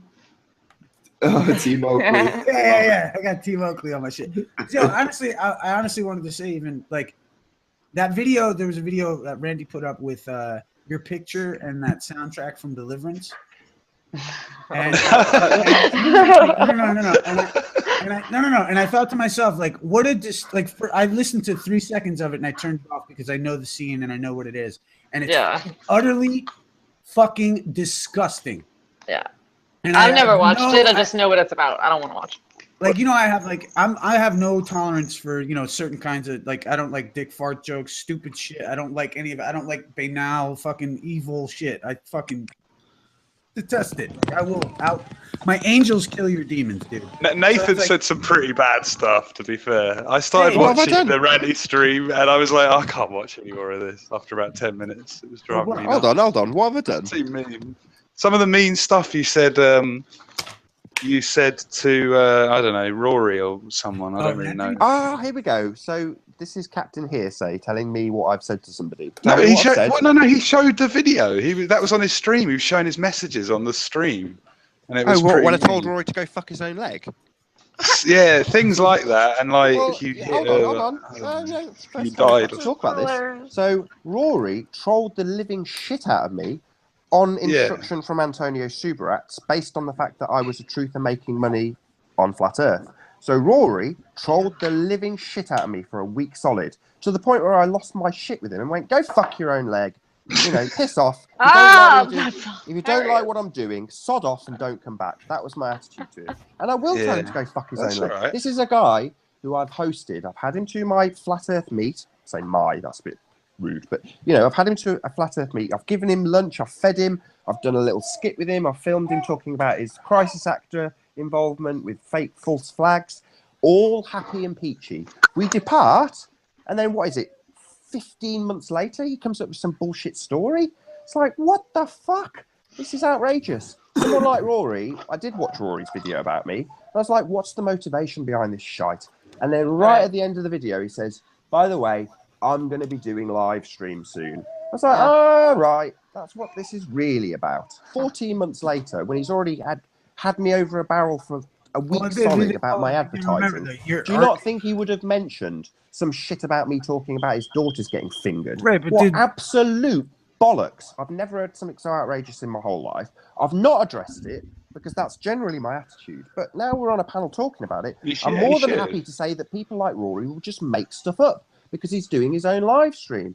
Believe me, if he had an issue with this, he would have mentioned it when he was tearing me a new one over having advertising. Well, no, it's like, yo, it's YouTube starter kit 101 though. It's like, you know, pick someone who has more subs than you and now pick a fight with them.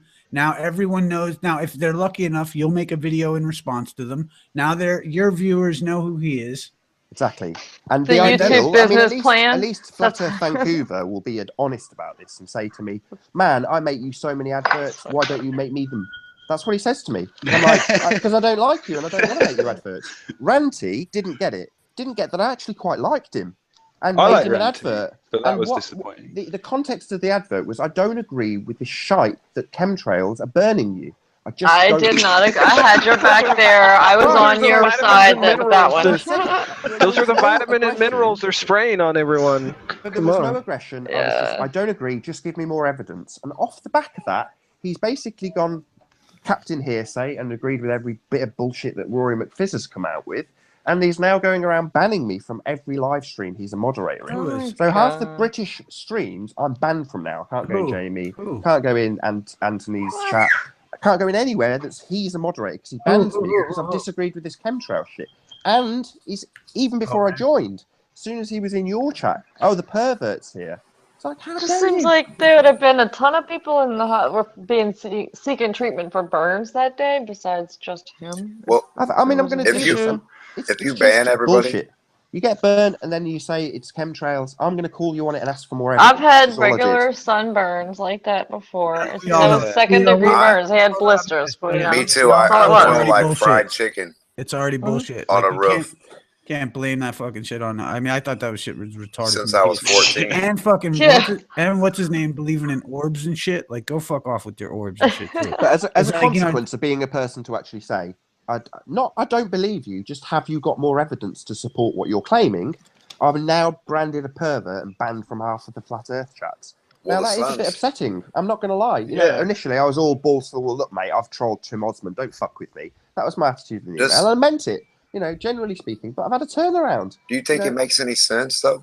Like, what's the point of what's the point of having an opinion and like someone else having you know what I mean? Like, to say no one else can have a different opinion than you or a different thought or to maybe think your idea might not be right, that's not the end of the world.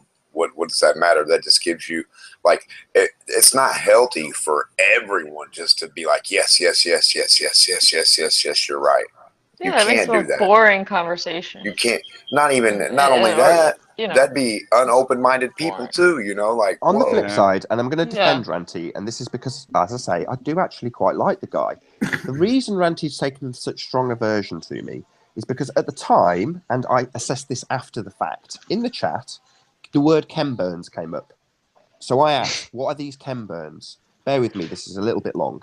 And when I've asked, he's explained, he's the one who's obviously putting it forward, so he's explained, I've asked for more evidence, and then started basically saying, I don't think that's correct. I've gone and watched his video at double speed, come back 2 minutes later and gone, what else have you got to back this up? Now, after he's got very angry and called me a dick, or whatever he's called me, some insult, I've scrolled back through the chat to see that half a dozen other people are giving him a real hard time about this. But obviously without them specifically saying chemtrails are nonsense, Ranty, I don't know the context of how they're having a go at him. It's just a load of trolls like Mark Taylor having a go at him. So at the point that I essentially join in, this is from Ranty's perspective, I'm just another troll guy going, you're an idiot, like Mark Taylor. So I can appreciate now, having looked at it in retrospect, and go, yeah, I can see how that would be upsetting for you.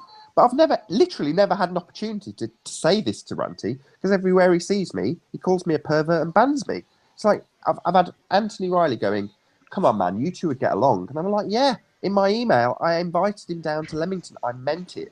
I'd like to buy him a pint and sit down with him. I think he's a good guy. I watched some of the show that he did about me, admittedly while at work for 5 minutes, and it seemed like there was some good flat earth information in there, good photographs, good evidence. I was like, this is a really good show. It's got my name in the title. I'm like, I'm elated. What a great advert for me. But I didn't get to say that because I was immediately banned. So you're like, okay, I'm trying to, reach out with the olive branch. I'm not going to concede and say I agree with you on your chemtrails thing, but that's fine. That's what makes the world go around, a bit of disagreement. But his reaction to that is to ban me everywhere and call me a pervert. And you're like, that's a pathetic reaction. Come on. No, I agree with that. I was like, I noticed because I had a couple of like Ranty up in here with dealing with some of the ballers and stuff, and he just like, he can't handle the pressure of I guess all of whatever, because he seems to break easily. Yeah, he does. Just loses his. Like, I've seen him in a few chats just suddenly lose his mind and start insulting everyone, and you're just like, Ranty, come on now, and he's just like, fuck it. And that's where I mean, honestly, I was in a private chat with Jen Panda and Mark Taylor, and Ranty, and actually, I gained a lot of respect for Jen Panda and Mark Taylor by the way that they backed off from Ranty, because Ranty was being a little foolish and it was like he was being intimate and telling us some stuff, and it just I don't understand how someone who could in a way be vulnerable in one sense be so vitriolic in another, because that vulnerability has to carry through into empathy, and if it doesn't, then you're a fucking dick. Yeah, pretty much. Seriously, and that's where it's like, look, dude, I can't handle that. I can't handle little sensitive, little ninny, fucking limp-wristed hipster fags, whether you're fucking 15 or 40. On the other hand, we have to be the same and offer empathy. And I feel that Ranty's a good guy. And if you feel like he's also new into flat Earth, therefore, from my perspective, I see him as somebody that needs more support. He's too more old propping up, more, I don't want to say help, because that's like derogatory, but support would be something that guy needs. So like you say, to see him being vitriolic, I think, well, no, when I first came to this 2 years ago, and had Slice Barcane trolling me on stuff I did not know the answer to, it was upsetting, it was frustrating. You don't have the answers, and then you've got to go out and find the answers, and you feel like you've got to answer to these trolls. Ranty's in that exact same position right now, and I want to have empathy for him and go, no, we don't need to hate each other. I don't hate you. I just disagree with one point. But that's it. What? Same goes for a lot of the Globies. You find that many of the Globies, I'm finding Spaceman unbelievable. How good is Spaceman right now? Man, what about he's funny as fuck? He's funny because he was a cunt, and he was. In his behaviour. Now, been horrible to what he's actually got to say about some subjects. You go, my God, this guy's got some real insight. Yeah, he pops it with bullshit in between about flat Earth that's nonsense. Did you see him show his ass on the stream? He actually. Oh my Lord! That's kind of ruined my point, but yeah. Yeah. He's great. He cams up nowadays. He's really good, Spaceman. He trolled the crap out of Vlad on his own. He trolled IPS. I caught some of that. That was so good. Did you see him get a wrench on IPS? He typed in the moon is CGI into IPS's channel and got a wrench, and then started insulting him profusely. Wow. There's a few people on there still now. Shout out to IPS in the chat, by the way. Shout out to Infinite Plane Society. Well, and I don't see the chat, so he said he was my friend. Hello to anyone. Hi, hello, chat. The good thing about opposition is that, like, if they come at you with some information, and you might think it's wrong or whatever, if you have a better point, it helps, like, prove your point even more. You know what I mean? If everybody notices their stuff's wrong. You see what I'm saying? Yep. Yeah, Mr. B, Spaceman modeled the black hole live. Yeah, he did. Oh, gross. See, that's the thing. I tell you, you know what gets me, man, is that's like the thing when I met and came across all these characters of either deemed by flat earthers or whoever as trolls and as ballers and all this evil stuff. Shells. Right. Agents, I couldn't help but to do it. Like it's like Gem Panda though. Like Gem Panda, I cry laughing when I hear him deal with someone who is like an incompetent flat earther. I think it's the most hilarious thing to watch people get lost in the semantics because they don't even understand language, and before they know it, they're so lost and far gone. They've got no idea or bearing on where the conversation went. I think that's how they convert people back to the ball is they just confuse the shit. And then they belittle them and they just suck it up. Like, because I remember with Flat Earth Math, it was funny that I was like, dude, what are you, a fucking teacher? I was like, I know what you're doing. You're trying to talk to people like they're your student in class, and you are trying to hypnotize them back into the classroom and at their desk. Or maybe they're just trying to teach them. Well, there's also, hold on though. It's what you've got to learn. Right, but when someone can't entertain the opposite idea, like if I say to you, like, hey, what if the Earth is the dielectric plane, and that the sun moves around it and creates an element of Hilbert space that we actually perceive potentially as that lip in our perspective? Right. Mm-hmm. And if you just say, no, that's stupid because of gravity, right? Then I'm going to, it's like if you can't entertain or understand what Hilbert space is or a dielectric plane is, but you're going to tell me I'm fucking stupid. But you have to give them a lot of credit because there is a lot of videos that go out there and do take the time to really address the flat earth arguments without being condescending. I think that's what has turned me. Yeah, right. Where's the? I mean, look at Wolfie. Wait. I want one without condescension. Request for discovery. Can we have a discovery on that claim? No, but Wolfie, right? I mean, you can't blame him for getting a little peeved off when Jaren doesn't understand a cone. Do you know what I mean? And he has to actually glue a laser pointer to the side of a globe just to prove a point. That condescension, you can't blame anyone being a little bit condescending in that case when Jaren was being like that. Well, I'm cool with dude. I am glad that there's people that check and because it helped Jaren he figured and he made a retraction on it. So God bless the brother. I think that would show honesty. Yeah, he did. And he definitely went back and he said sorry.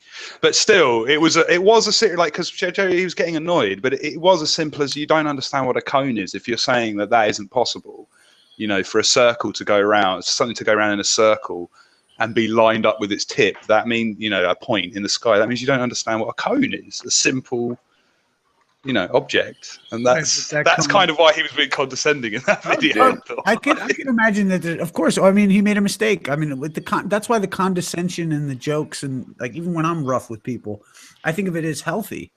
Did anybody see the moon You went tonight? off earlier. It was hilarious. Yeah, I get pissed off. It's just like just social acuity and the rest of it. It's like I'm not gonna let no disrespect, but I can't let it be a shit show like it is on some of the other chats like I see. Well, you know what, though? You had this kind of heated vibe going on when you first started before anyone even came on. And I thought it was kind of like a warning. He was just lighting the fire when he came on and started acting like that when you were already heated up. Yeah. Just hear it, I just, I guess I wouldn't. If I got because it's either I'm gonna get heated up or I'm just gonna be like, you know what, fuck y'all. You know what I mean? Well, you did both. You know what I mean? Just be like, y'all figure it out. I gave you enough. And shit. You're like, you know what, man, fuck you, and then you know what I mean? Every time. There's no point winding yourself up. Do you know what I mean? Fuck you. You're cool. I'm out. Yeah, exactly. Right? And that's it. Well, it's also like, I think. As I said, even just coming out here, I was like, hey, I think flat earthers could understand what I'm putting down with the legal shit because they've come so far along in attempting to unprogram themselves from this concretization of the left brain paradigm prison that people are subjected to. And so that's why I was hoping that flat earthers would be the ones that maybe could conceive this idea like, hey, you're not your body, you're not your name. and that kind of concept, because flat earthers maybe have come a little bit further into, like, on the right brain spectrum, right? So that's it. It's just that balance of right brain and left brain. Like, if you're too far right brain, it's just like, what, man, dude? Yeah. You're just fucking clueless.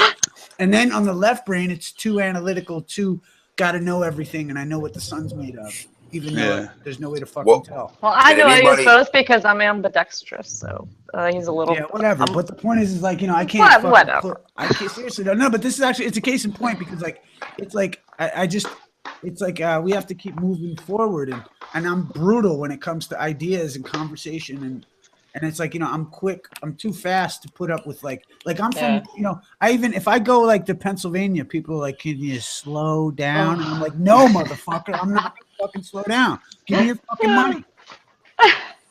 You know what I mean? Because it's like that. It's like, you know, if it can't be that way. Like, if it's gonna have these higher intellectual conversations, it's gonna be like. That's why I love Infinite Plane Society. Tip of the beak, man. IPS. You know, He's my friend now. He's confirmed it. He said "Cat Earth for the win" twice. So I think that definitely means we're friends. Did anybody see the moon tonight or no? I did last night. It's overcast over here. I saw it tonight, and it was weird. It was huge as hell, and it looked like a black disc, and it looked like it had a little piece of orange protruding out of it, just like, you know, kind of like a certain point in the eclipse. I just thought that was pretty weird. Wanted to point it out. No, I saw the first little crescent, and yeah, it was beautiful actually. Well, I Was it won't see orange? the moon for a while because we might have a storm coming our way. I thought it was a trip. Is that I was talking with Sharm Fear earlier, and she's doing podcasts too. The sun was just setting, and yet it was like 10:59 in New Zealand. And I'm just looking at the sun setting. I remember when we first did the tracking the sun, it always tripped me out that like I can see the sun from where I'm at in the Northeast, and yet you're in fucking New Zealand, and it's 10 in the morning. Yeah. Like, that's fucking just a trip to me. It makes me think more about, like, have you ever heard of the idea of like, it's more like a, you know, like Call of Duty or something? Like, I'm playing my game and you're playing your game, and then we look up in the sun and we look up at the sun in the game and you see the sun. Yeah. Yeah. You know, not to get all Elon Musk on anybody, but no, isn't that the only way? Hey, I was just looking at that the other night. That's crazy. That's crazy that you said that. There wasn't any point though that, other than obviously it not working on a globe, there were certain points. There was 4. Marlena. That there was a time that it worked on the flat Earth map but didn't work on the globe. In other words, there was somebody on the other side of the globe that could see the sun at the same time as somebody on the literally the complete opposite side. So there was, the first time it happened, we actually had Robin Poe on, and she held up a globe. When here's this person on the globe, and here's this other person on the globe. And they can both see the sun, and that's physically impossible unless you're looking through a huge chunk of the Earth. Whereas on the flat Earth map, it was no problem at all. You know, they can both see the sun. It wasn't an issue. They're in the correct positions to do so. And sure enough, they're live. They're looking. Marlena. Mr. B, what's it called again? Selenelion. What do you, you know, other than like, you know, an illusion, like, you know, how do you justify spinning on a ball when you have something like the Selenelion or Selenelion?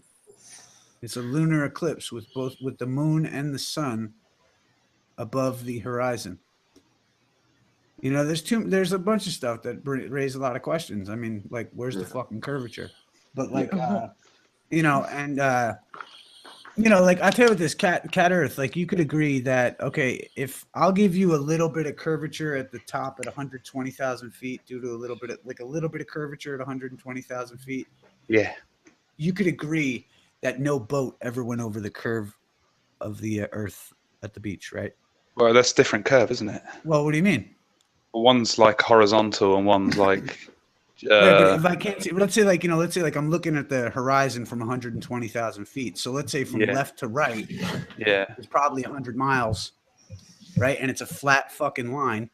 So how, if I was on the beach, could a boat? Yeah, but that curvature is worked out differently from the curvature of what you're saying go over the horizon. From seeing the horizon curve, there's two different curvatures, two different formulas. You understand the mental gymnastics that you're performing right now, right? No, not really. No, because and because also when you're seeing a boat go on the horizon, you're right down near the floor. So obviously the amount of curve you see is drastically more than if you're at 120,000 feet. It is different equations. No, but there's no What about there's no curvature at 120. Let's say, like, I mean, you're talking a tiny little sliver. Well, there is curvature, but at a sort of an FOV that you're seeing from cameras that you can barely see it. But say if you were to use, I hate to say it around flat earthers, but a fisheye lens and correct it, you'd see a lot more curvature.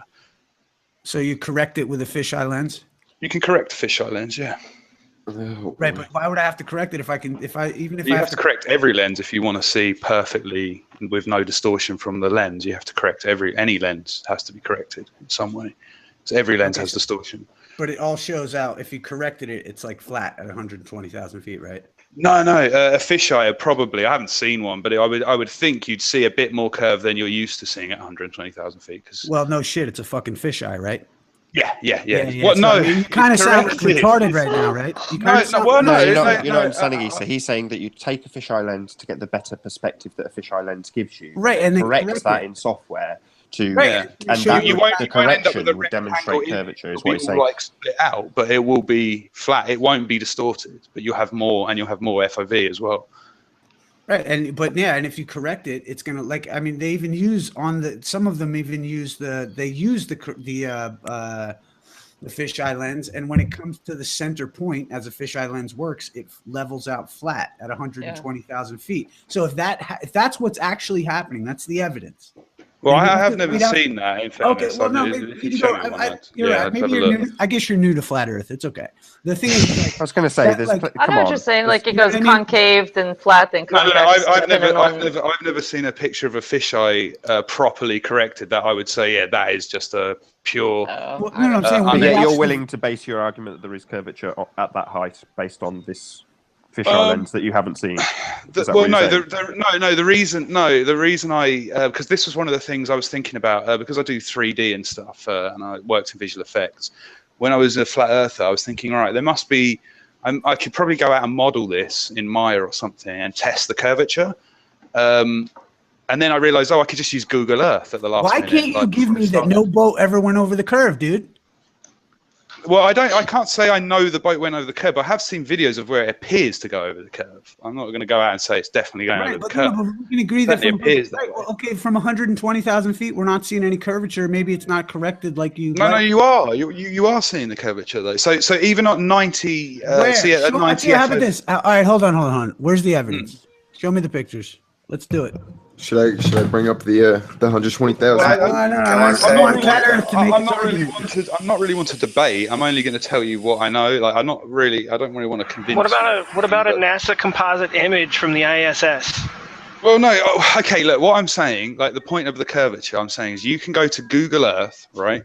You can put yourself at 125,000 feet with a 90 FOV, which is what you're seeing without a fisheye lens, roughly, and you will see the same amount of curve you see on a balloon footage that flat earthers show. You will see the same amount. I don't see any curve. I don't see a curve at all. No. I'm not trying to argue. I just don't. Exactly. You don't. It's pixels. It is pixels if you put like a Photoshop line across it.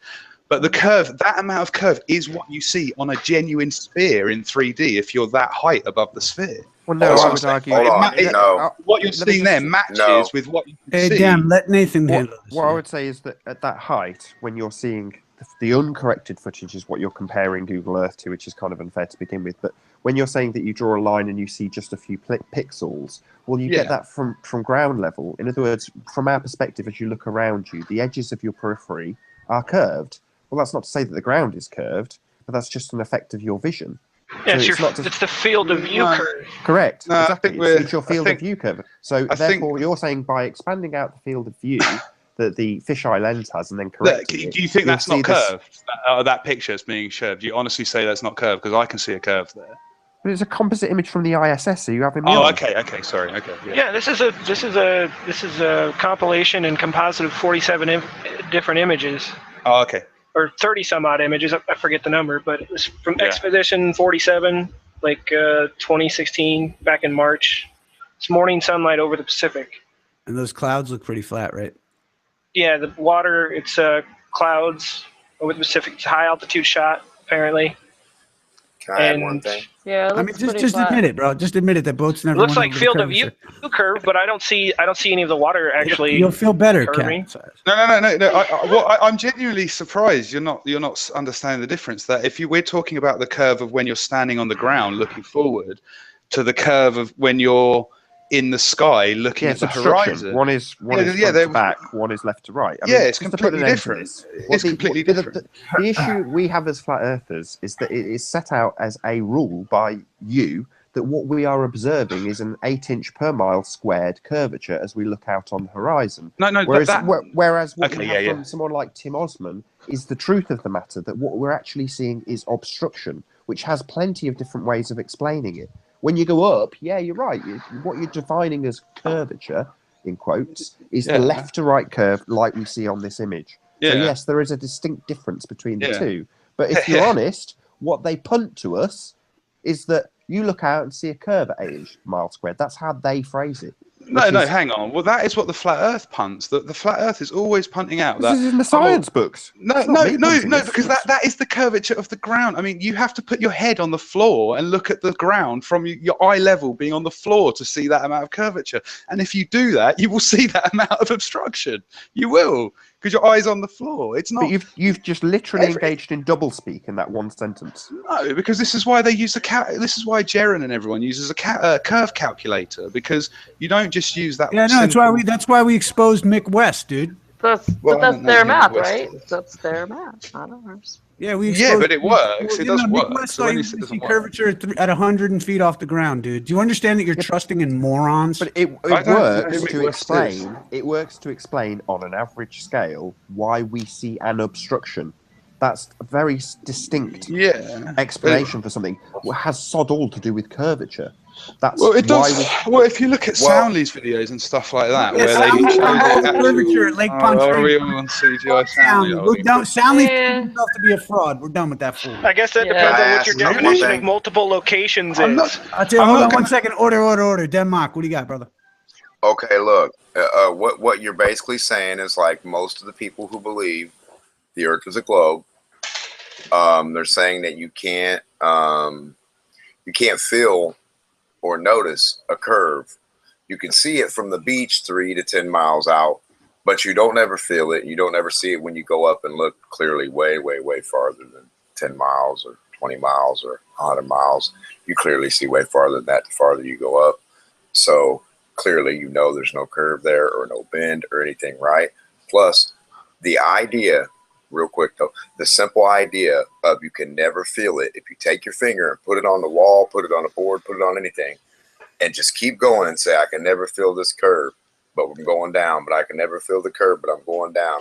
It's like a never ending slope. Also this too. That makes no sense. No, what do you call it? No, it's cool. Like, what do you call it? Gravity. Cat Earth, are you smarter than Neil deGrasse Tyson? Because he says you're too small to experience curvature, right?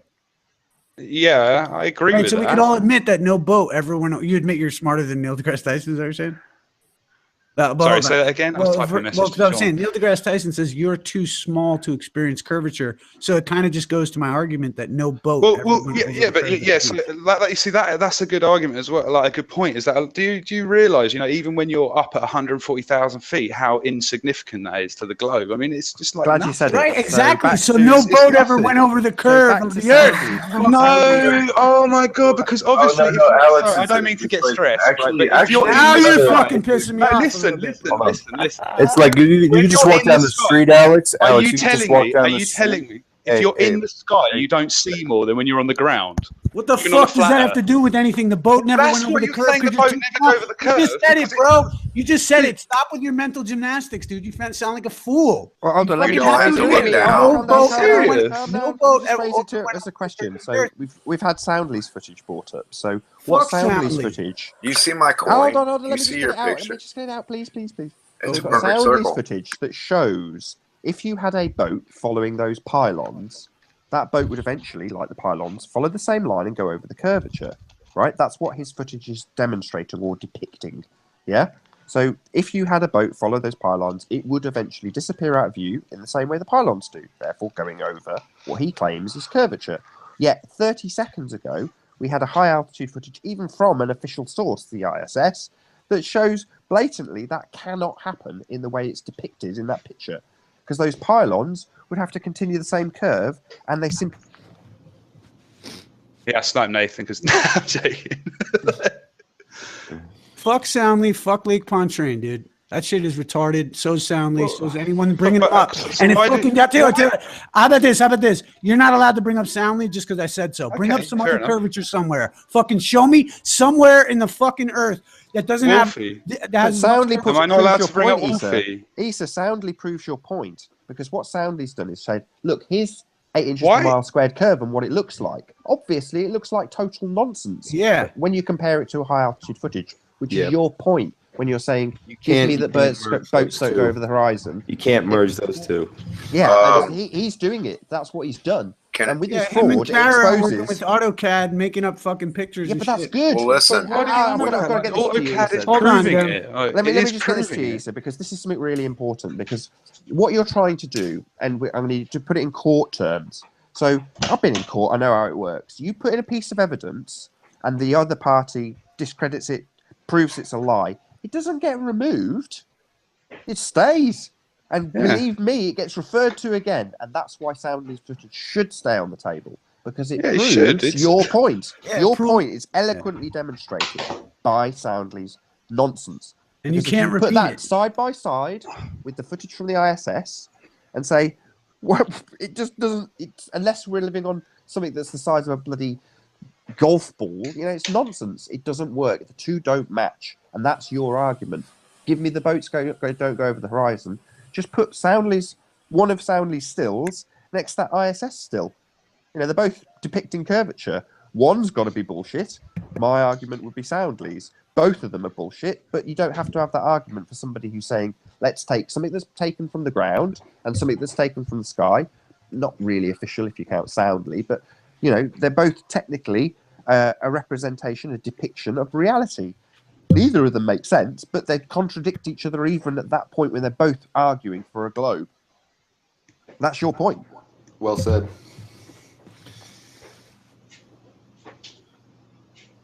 Well, I think just to call someone a moron and try and dismiss any evidence with no real reason is like what you would do in court. Well, you just said Soundly's a fraud or whatever, and I can't use it. I just think it's silly. I don't know why you're trying to argue. Yeah, is he going to play the jingle now, like Dread? He got and get exposed. Angry? No. Why are you so angry about it? I mean, why is Flat Earthers so sensitive about so much stuff? No, because you're locked in a left brain paradigm. Where hang on. People insult me all day and call me, and I'm not more. I don't mind. You can call me moron as much as you like. I don't care. I'm fine with my beliefs. Look, that's secure cool. Them. Right, that's cool. For some reason, you're cool with that whole thing, man. That's great. You got more friends now. I'm sure you feel fucking. I haven't. I got less friends. Most people but the point is, all right. Well, yeah. I don't mean to brother. I love you, dude. I really do, Kat. I've come to love you listening to you last couple days. I'm gonna point something out. But I will say it's just that I just get upset when it's like, hey, like, why can't we get this? No boat went over the if like Neil deGrasse Tyson says we're too small to experience curvature. Then why am I supposed to believe that fucking 5 miles away from me I'm experiencing curvature, despite what Neil deGrasse Tyson the next best thing on the panel. Hey, Jeremy. Hey, yo, what up, Jim? Hey, welcome, what's brother. up? Welcome. Can I add one little point? I can answer that, actually. Lovely. Can I say something real quick? If you supposedly see the curve right there and the boat's gone because it's going over a curve, right? Now I'd like you to get in a helicopter, fly straight up, right? And then get the nose going straight down. Because, after you see the boat, like you think the boat's over the curve, you have like some communication with it. Be like, all right, stop right there. And then take your plane and then drive it straight down where that boat's at and just see if you curve anywhere or go anywhere around the world. Or see if you crash. You just let me know. Yeah.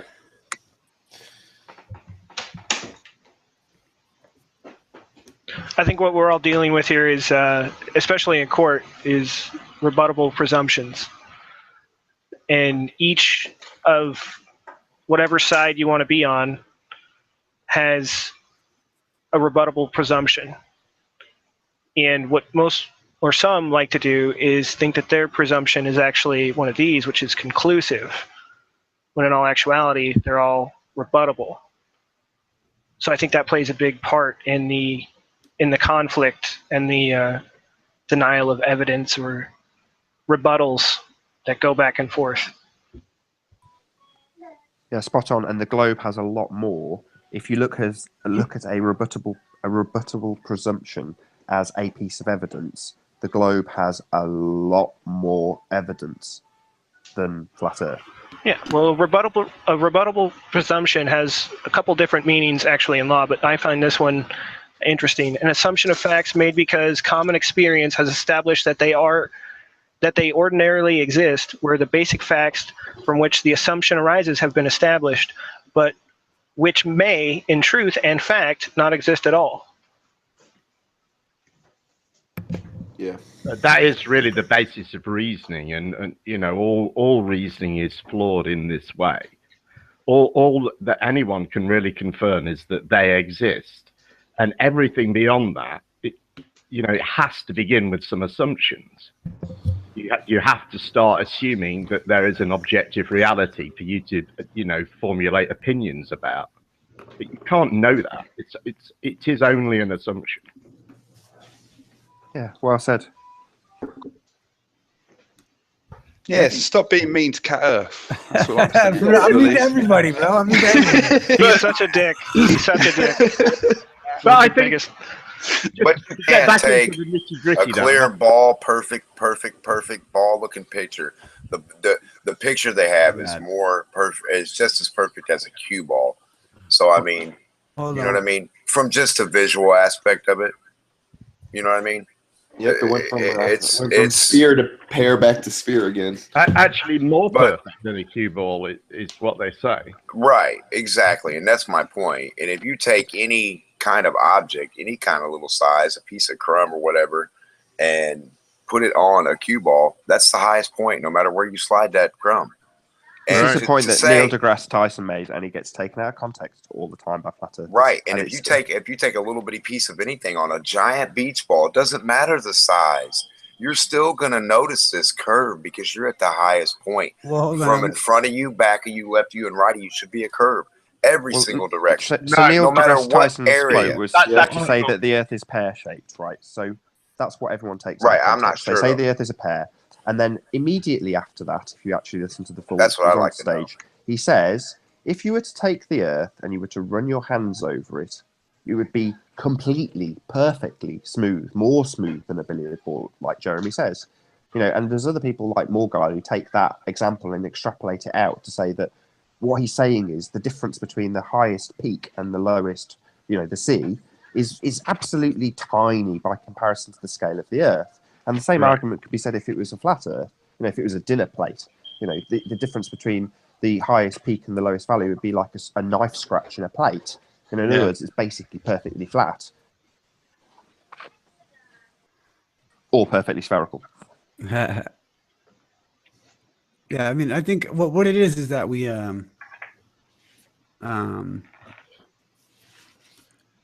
forgive me, hold on one sec. Well, I got to go to work now, guys. So it was nice to speak to you, Nathan. We're friends now, yeah. We always You're on my list. You're on my list of people I need to be friends. Yeah, but I have to say it in person. Okay, we're friends. Yeah. Oh, that's lovely. That's so nice. And everyone else is my friend, right? We're all friends. Hold on, Cat Earth, man. I fucking love you, dude. I've been listening to you the last couple of days, and I love your wit, and I love your, I love listening to you speak, man. I really, I love you too, bro. Hey, no, and forgive me for being a right prick. Oh man, don't be silly. We all, that's just what people, everyone. Yeah, no. But I can hear it in your voice that it may have affected it in a certain way, and I fucking love you, kid, and I want you to think anything. I'm like, yo, why can't we just have that the boat didn't It was my fault. Yeah. Why can't we just have that the boat didn't go over the curve? I don't understand why it's such a hard point. Just some middle ground, some meeting of the mind. So offended. I'm not the smartest guy. I will admit that. So you might be right. Well, no, brother, I fucking love you. No, I think you're very intelligent. I've heard you speak, brother. I really do. I respect your voice out here. But I just, for me, I do. My thing is just that I'm saying, like, okay, I'm even willing to give you a little curvature at 120,000. That's my thing. I'm just like, work with me. I appreciate the It was lovely chatting with you, Alex. Good to meet you. Good to meet you too, guys. All right, thank you very much. Take care. Have a good night. Be well. Or morning. Good day. Yeah. It's like wherever you live. You just said right prick. Love it. So now we can have a proper flat Earth, ball Earth discussion because we've got Gem Panda. He's like 20 ballers. Yeah, Gem Panda's like the equivalent of 20 men when it comes to flat Earth versus globe Earth. So we can all lay into him without feeling guilty. I don't think I've ever talked to you. He's like the lunar division at MIT. I'll be Huckleberry. But that's good because he's got his disclaimer in straight away. You know, first opening statement from Gem. Now he can say whatever he likes, and you know, no one's going to hold it against him because it's just his belief. He'll be allowed to finish. Well, I don't think anybody's really per se dumb when they say certain things. But sometimes people just misinterpret. Right. Yeah. Not only that, I mean, when you believe something because you think that was right, because you never really thought about looking into it, then you're on the same level. You're not really dumb. You just never really thought about looking into it that deep. And until you do, you're never really going to see, you know what I mean, what it is. If you don't ever question anything, like, how are you going to know? Like, well, this guy says this. Well, if you don't question it, like, okay, you fix my car. Well, if you don't test it out and see or look under it and make sure everything's good, you know, you're never going to know. You're going to be getting ripped off and everything else. You know, you got to ask for proof. That's the definition of general public. You know, it's like it's interesting. I love how like law is like already there. Like, yeah, we know y'all suck. We got it. We know y'all. Oh, you're trying the old whatever it is. You know, they know. I'd be like, shit. We've been around since Hammurabi, bitch. The ones that put it in place that like to be like, you know, assholes. They know what's up. They know what they like to do and how they like to do it and what, you know what I mean? Yeah, it's pretty simple. Fastest straw in the West trick. Yeah, that's my yeah, exactly. Exactly. You want to see the quickest straw in the West? You want to see it again? Yeah. What up, Jem? How you doing, bro? I love that. Yeah. Very good.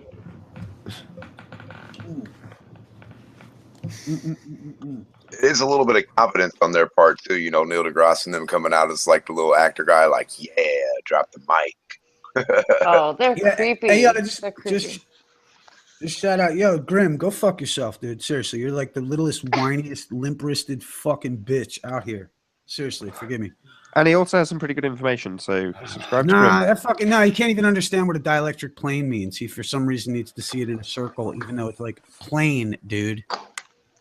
You know what I mean? Like, or whatever. Like, I don't know. I have my own little intellectual beef. He's removed himself, like, forever from this fucking channel. Because he's just so retarded and argumentative. And I get sick of people, like, you know, when you try to have a like, they just talk at you. I hate people without the ability to fucking communicate like that or have manners. Grim's passionate about his. What about being an asshole, ignorant, and fucking retarded? Which one? I'm not laughing at like anything about him. I'm laughing at how you go off on people. Yeah, the truth is funny. It's the way you spin things. That's why. Yeah, it is. It's the way you do it. It's hilarious. Sentence from an well, I always try to. Well, that's why. Yeah. That's why I got my tricks from Jem. Because I notice how Jem, like, well, you know, not that I really, you know, but I cite the semantics of what's going on, and like. And I see how Jem whittles these flat earthers who have no fucking semantic capability into the ground and like holds their neck in the dirt and then sees if they want to breathe because they don't understand. That bad, am I? Yeah. Dude, brother, that's why. Why do you think you're here, motherfucker? You're here because you're bad. You know what I'm saying? That's why, he's always had the real shit. And like, you know, and that's it, man. It's just taking that, like I've always pointed out before. And I noticed you don't do it anymore because I gave up the goose for you. Because he would come in, he'd be like, or what was it? He'd be like, hey, I heard someone said it was a ball. And Right, yeah. That's all he'd put. And then fucking he would get like banned and yelled at and fucking, and it's like, you know, all he did was, hey, and or better yet, if he was in conversation, he'd come in and say, hey, I heard they said it's a ball for certain. Yeah. And like, you know, and then, yeah, for certain. And then, and like, and then somebody bites and they go and fucking argue with him. And at the end of it all, he goes, well, all I said was somebody said. Yeah. And what it is that because you didn't catch on to the somebody said in the very first second it was said, you're now down the rabbit hole with Gem Panda and he's beating you up in a dark alley on the internet, dude. Yeah, you can be damn sure I'll be remembering that he said all he can really prove is that he exists. That won't get forgotten in a hurry. What's that? Oh, nice. Exactly. Yeah, I mean, I think that's the basis of all reasoning and all philosophy, really. The problem of a hard solipsism has never been solved. Although you'll meet plenty of people on YouTube who claim that they've surpassed it somehow. But what's solipsism? Oh yeah, no, I was told this idea that you can only prove your own existence, and beyond that, you could be a brain in a vat or in the Matrix, or I think therefore I am is solipsism. Yeah, exactly. You could, you know, it could all be a big simulation. There's no real way to be sure to know that. Yeah, man. You have to start just assuming that, you know, for instance, my assumptions would be, I assume that other intelligent minds exist. I assume that there is an objective reality for me to know things about, that it isn't a simulation. As opposed to it all being a construct of your own existence, and therefore the other intelligence essentially comes from you. Exactly. You could all just be figments of my imagination. Well, yeah, it's also. I choose to view things like that sometimes, anyway. Well, that's why breatharianism never quite caught on. You know, it's like there's an objective fucking reality that you might need a little bit of fucking substance. You know what I mean? Like, you know, yeah, man, I agree, and that's the pleasure of fucking being able to actually be around people that do think. I used to be a breatharian, but then I realized how bad the air was treated. So. Oh yeah. What, you don't like those vitamins and minerals that they're spraying on you? You're my. I think I was talking with some flat earther, and they were like, you know, or saying how, or we were talking about how, like, you know, people think the military and everyone is stupid, and I was like, dude, you mean to tell me you don't think there's a fucking drill sergeant out there like, boys, flat earthers have more commitment on you. They're on YouTube right now fucking talking about the shape of the earth. They don't believe the fucking NASA that we went to the moon. They deny your country. They've got more passion than fucking you, soldier. You know what I mean? They're complaining about the fucking minerals we put in the sky for those people. You can't get a better suntan anywhere in the fucking globe. If they're not doing it and they hear this, they damn sure will. Yeah, like, you know what I mean? They're bitching about the chemicals and the nutrients we're putting in their fucking skies. You know what I mean? Or whatever. Like, they know exactly that there's a bunch of people on YouTube. Like, they're so fully aware. You know, and there's so many capable men out there. Like, you know, that I think that's what the problem is. I notice a lot of the capable men get caught up in that whole starting to think about shit. And that's upsetting to me, is that the capable men should also include this healthy, and it's a shame too, because they read it in their own, like, you know, any military man understands that the real great thinkers won the wars. They were tacticians, philosophers, thinkers, warrior kings, and poets. And, like, you know, and if they understand that, then that's where you get these honorable generals that usually end up becoming judges. I would definitely like to be a judge. Can I point out something about like alien type stuff, or no? Well, like alien, non-resident alien. Well, I don't know what that means. I just want to say something. Let me see. Aliens. What I've noticed about, like, through the whole time I've looked at any kind of idea of an alien, right? Is mostly it's always someone's story of another person's story of another story or a person's story, right? There's no physical evidence of the actual alien body, like where, you know, millions of people could see it or something like that. There's not like a lot of them or anything like that. So, and the technology of aliens, I was talking to my dad, and he's a little bit older than me, right? And I said, well, do you remember the first time you ever heard anything about aliens or spaceships or any crazy stuff? He's like, yeah, something. I said, do you remember the design of them? He goes, yeah. I said, what was like the first ones you could ever imagine or think of that you ever remember? And he said the same thing that I was thinking: rivets, bolts, steel, stuff like that, right? So then our technology gets a little better. Supposed alien technology gets a little better. Our technology gets better. Their technology gets better. Now it's either their light or some kind of different material besides metal, or maybe it's a crystalline glass or something, but it seems to be mocking our technology, the military technology, to me. Yeah, it's part of the heliocentric bullshit, isn't it? It's just aliens are a good tool to perpetuate that. I mean, idea. the timeline of the ship's design and everything, it kind of follows with what we do. I mean, maybe I'm wrong. Just an idea. Yeah. I mean, I think when people experience aliens, and I've heard a few people that have had first-hand experience of alien abduction, and it sounds more akin to when I've read stories of people. This is documented right up till today, where they'll have they're paralyzed in their sleep, and they have someone come up and kneel on them. In other words, it's a mental construct. What's happened in their sleep? They're having sleep paralysis, and they feel like they're awake and can see someone climbing on top of them. Obviously, that's not actually happening. It's all in their head. Quite literally, there isn't a monster climbing in and climbing on their chest. And when you hear alien abduction stories, they're always very similar. Yeah. It's a bit like if you've ever experienced it yourself, where you're woken up by your phone ringing, and just before you wake up, you're in some dream that involves a ringing phone. Yes. Yeah. That's really cool. It's like your mind has to make up a reason for that ringing phone within your dream. Yeah, and I think in the toilet. Right.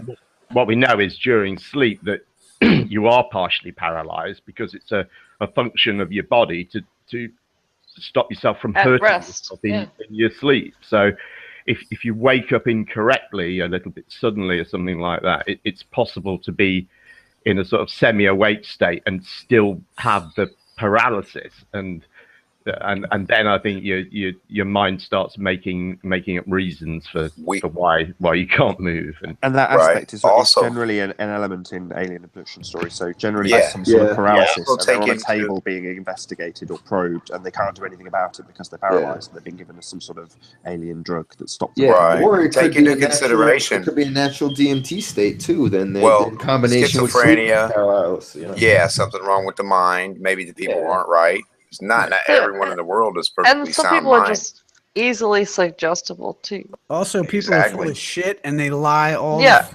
That's probably the number one right there. They read some shit in the newspaper, some bullshit, and I just get I'll get so upset with all the above. People are impressionable in the same way as we know this as fact that people are hypochondriacs. Will hear that there's Ebola, and then they go to the doctor and say, "I've got Ebola." And in the same way, you see on the TV that there's aliens, and then if you were to combine that with some form of sleep paralysis, you can easily extrapolate how that story comes to be in the news. Do you remember the first alien thing was on the radio, and people were actually killing themselves and doing crazy stuff and going selling all the stock? Yep. No, not War of the Worlds. It was Orson Welles. He came on and read. Well, I don't know if you can consider it War of the Worlds. I'm not sure exactly how the whole thing went, but I know that it was him, and he came up with some story that aliens landed and came down or something. That was War of the Worlds. He was reading from War of the Worlds. Well, whatever. Yeah, there was another whatever show. it's Basically, called. He had a disclaimer at the beginning that said. But people believed it from hearing it on the radio. It was like they didn't catch the disclaimer and they caught it. It was aired at the same time as a sports event or something like that. And therefore the some people actually killed themselves though. And they tuned in halfway through. As a news as a news report, and although that's a kind of a mechanic that we're all used to now, in these early days of radio, that's never been done before. They didn't question. Did anybody take into consideration they were the only channel fed to them? Yeah. I mean, what the hell? I'm like, well, hold on. If these people are feeding us this channel, we have to ask one question. But does nobody see the parallels with that's how people perceive what is effectively punted as a news broadcast. Yet today, because they go, no, this is real news. You must believe this. It's like, hold because on. today Why? it's watered down. There's like billions of different types of whatever, but it's all the same But bullshit. just because on every channel, I mean, it's to the point where they're literally reading off the same script on all the different news networks in the States. It's Literally, pathetic. That's how they do literally it. the same exact You verbiage. know, just because- repeating. But even then, it's like essentially you've got one story in the same way as War of the Worlds is just one story. And why would you say because this is actually punted as real news, just because it's got the real word real in front of it, that suddenly you have to believe a word of it? I think that part of that is just down to efficient publicity wings of. Oh no, but it's as simple as story as like Santa Claus and toys or Right. But you know, I mean, when you hear those stories, and I've seen those reports where it's on like a dozen US news channels, yeah, word for word exactly the same. But I they'll think put their little spin on how they say it. Newsrooms are busy places. They're working to a deadline, and if some journalist somewhere comes up with a story which is, he knows about how news programs are constructed, and he comes up with a story that's just the right amount of words for them to slip in somewhere, as the dead donkey at the end of the news. I think that's how those things get taken up, because What about it's been well prepared and by somebody who knows. Nice rebuttal. I mean, yes, it's easily rebutted. I agree. But I think that makes a lot of sense, especially Santa because Claus. there's so few owners of all the media. So all you gotta it's do not is transferring that many hands, right?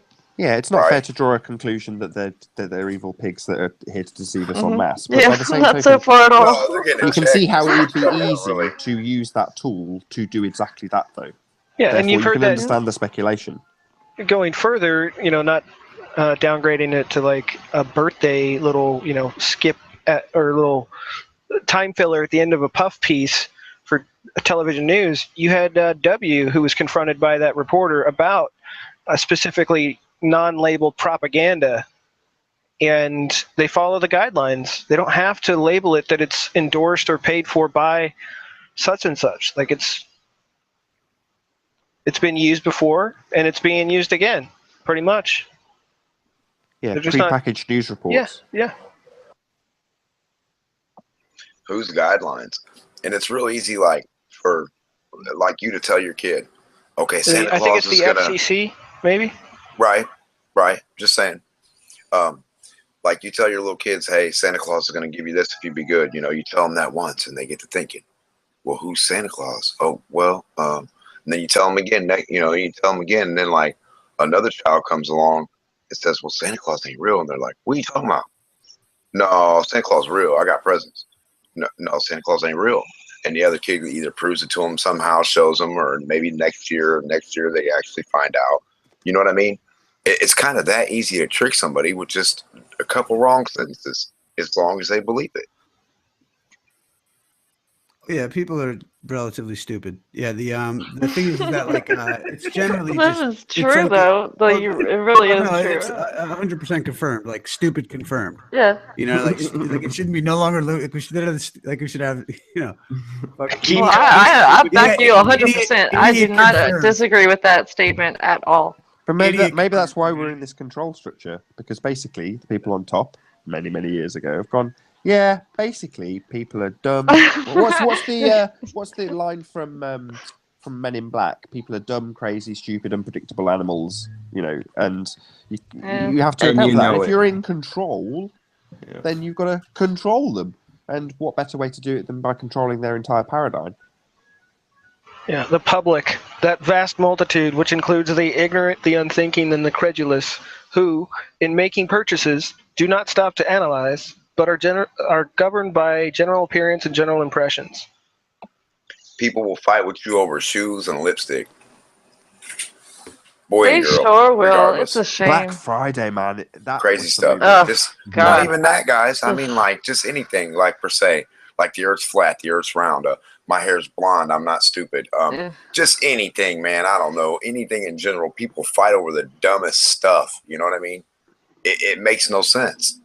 Like, what was the point of a fight when all you had to do is say That's your why I part? don't get along with a lot of girls because they're so petty. A lot of, just the fakeness and. Yeah. You know what's happening with that too. I got to like address this. The reason why why we got like dumb chicks and dumb dudes is essentially that, like, people cater to the attractive side of people. Ugh. And so these people, it's like I think intelligence makes people look more attractive. There's a good episode from 30 Rock where, like, the girl, like, she's dating this guy who's just a total idiot, and, like, she shows up at this restaurant and she can't get in, but then she goes on a date with this guy, and they go to the restaurant and, like, like, oh hey, and they like she gets whatever he wants, and so, like, he's relatively fucking dumb because of it, and then he gets a motorcycle at the end, and she's like, I can't. Like, like, I'm not gonna get on the motorcycle with you. Like, you know what I mean? Like, you're just too dumb. Oh, yeah. And I just thought that was so funny because really, I broke up with someone who was super cute, and then, like, after one date, I was like, I can't. Well, no, my point is, he was so stupid. Most chicks are fucking retarded because they get treated like they're fucking little princesses for their whole life, and nobody puts them in check. So, I don't want that. To be honest with you, I don't. Hold on now. What happens is some dickbag comes along and says, "Look, bitch, you're not that bright," and they're like, "I fall in love," because finally somebody had the balls to not be too impressed by how cute they are and tell them, like, well, you're saying it to the extreme, but what we just want is honesty at the end of the day. Yeah, bullshit. Yeah, good person, good personality. No, I mean, good or bad. Like, nobody wants to be fed a line of bullshit, and I don't sugarcoat anything either. And that's how it should be. And, honesty, whether it's good or bad, it's going to help in the end. I mean, why sit there and lie? Oh, truth hurts. Doesn't help I see what you're saying. Yeah, you have to be brutally honest. That's the thing. It doesn't get you laid, right? It's like my new line now is just like, yo, you want to see my rocket ship, my pictures of the moon landing, and my fucking, and my spacesuit? Because, like, it's at this point, like, I give a fuck about these people because half of them are just so dumb and irreparable, and just retarded. So it's just like, look, I mean, I like, these. It's amazing to me how, like, it just has the proportion of, like, a really hot chick. You just gave somebody an idea to do that. So dumb. Like, it's like, take for instance, like, people. Yeah. Like, I've seen some relatively dumb fucking late girl flat earthers out here that get a pass. And the thing is that this is an intellectual thing. And, like, I don't, like, I'm sorry, but this is, like, about being grown up, not about men, women, we all have our social whatevers, but in this mincing of ideas, we have to also, like, there comes an extra special kind of scrutiny. And that's why I love the ladies that do come out here, like, like Mo and everyone. I enjoy the company of everyone. I'm a bit of a jerk anyway, but I often think, like, and I have. You're not a jerk to us, though. But I'm a jerk. Yeah, whatever. But, like, yeah, and I love you for, putting up with me. It's like, that's the thing, is that we're dealing with a society that has catered to beauty over. There's a good line in the Tao Te Ching. He says, when beauty is recognized as beauty, this is ugly. That's, I love that. Good. Like, I like that. That's so true. Yeah, and, like, even the crooked line, the crooked path seems straight, and the straight path seems crooked. What is beauty? Beauty's been fed to people too, really. If you think about it, magazines and just ideas, and No doubt, man. No doubt. I see beauty as the whole person. It's not. I mean, for me, there has to be an attraction, but it's not always strictly the outer shell. Right. So it's the mind has more to do with it for me than anything. Period. Yeah, I often wish people could see my mind before they saw my body. I think I'd probably get a lot more sex. I like that one. Yeah. I mean, it doesn't help, but yeah, I mean, it's not the most important thing. I've dated really hot guys, and I've dated, like, baseball players from the, nice, good-looking men, and then I've dated some that I thought were hideous when I first met them, but then they were really great. The personality just didn't work out or whatever, but that can change what you see in them as far as your attraction once you get to know their personality one way or the other. Did you hear what I said, though, you guys? What? Right, hey, my ex-wife got really ugly once I got to know. Hey,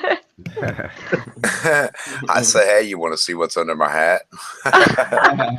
What's great is when they're cute and they end up being smart too. It's hard to find.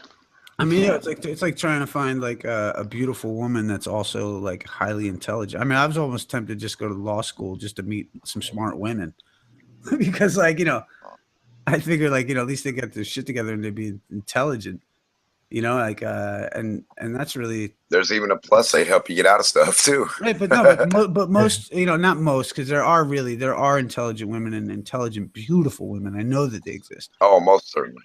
But the problem is that there's also enough chicks out there that like with enough whatever that all they have to do is go what and smile and then she's like that's so no, but that's cringy. Right. But no, every guy is a sucker for it because that's cringy too.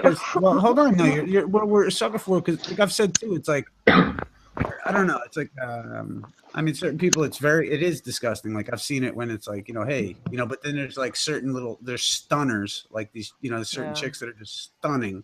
And it's just like they're gonna get. It's a weakness, it happens. It's a total weakness, and they take advantage of it, and then they abuse people. It's like this shorty I mentioned earlier. Like I've only dated very pretty women, and like I think of it like these, and when I had my heart broken open from the last one, it was like it's mostly almost I noticed about as a selfish trait. It was because they're so cute. I put up with it. But you know what I mean? Because I'm like, well, I'm not gonna give up the fucking loving, I'm like, well, fuck that, right? You know what I mean? But you can't get out of the mental trap. So like, and then they'll, these people, they'll toy with you if you allow it. And it's just coming to a point of really, we as a society have to allow it individually. Like it's like for myself, it's like I wouldn't, it's like I would love to have kids with someone that I felt like I'm comfortable with to raise kids. Otherwise, it would be irresponsible. I see too many friends of mine fighting over the kids in court with their wife. You know what I mean? It's like, well, why would I want to go through some shit like that?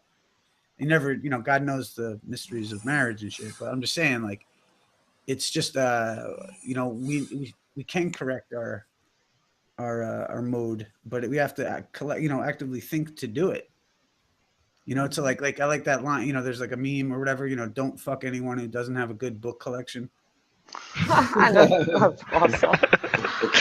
Damn, I should have heard that a long time ago. No, wait, that came out wrong. Yeah, it's all good. Don't take it the wrong way.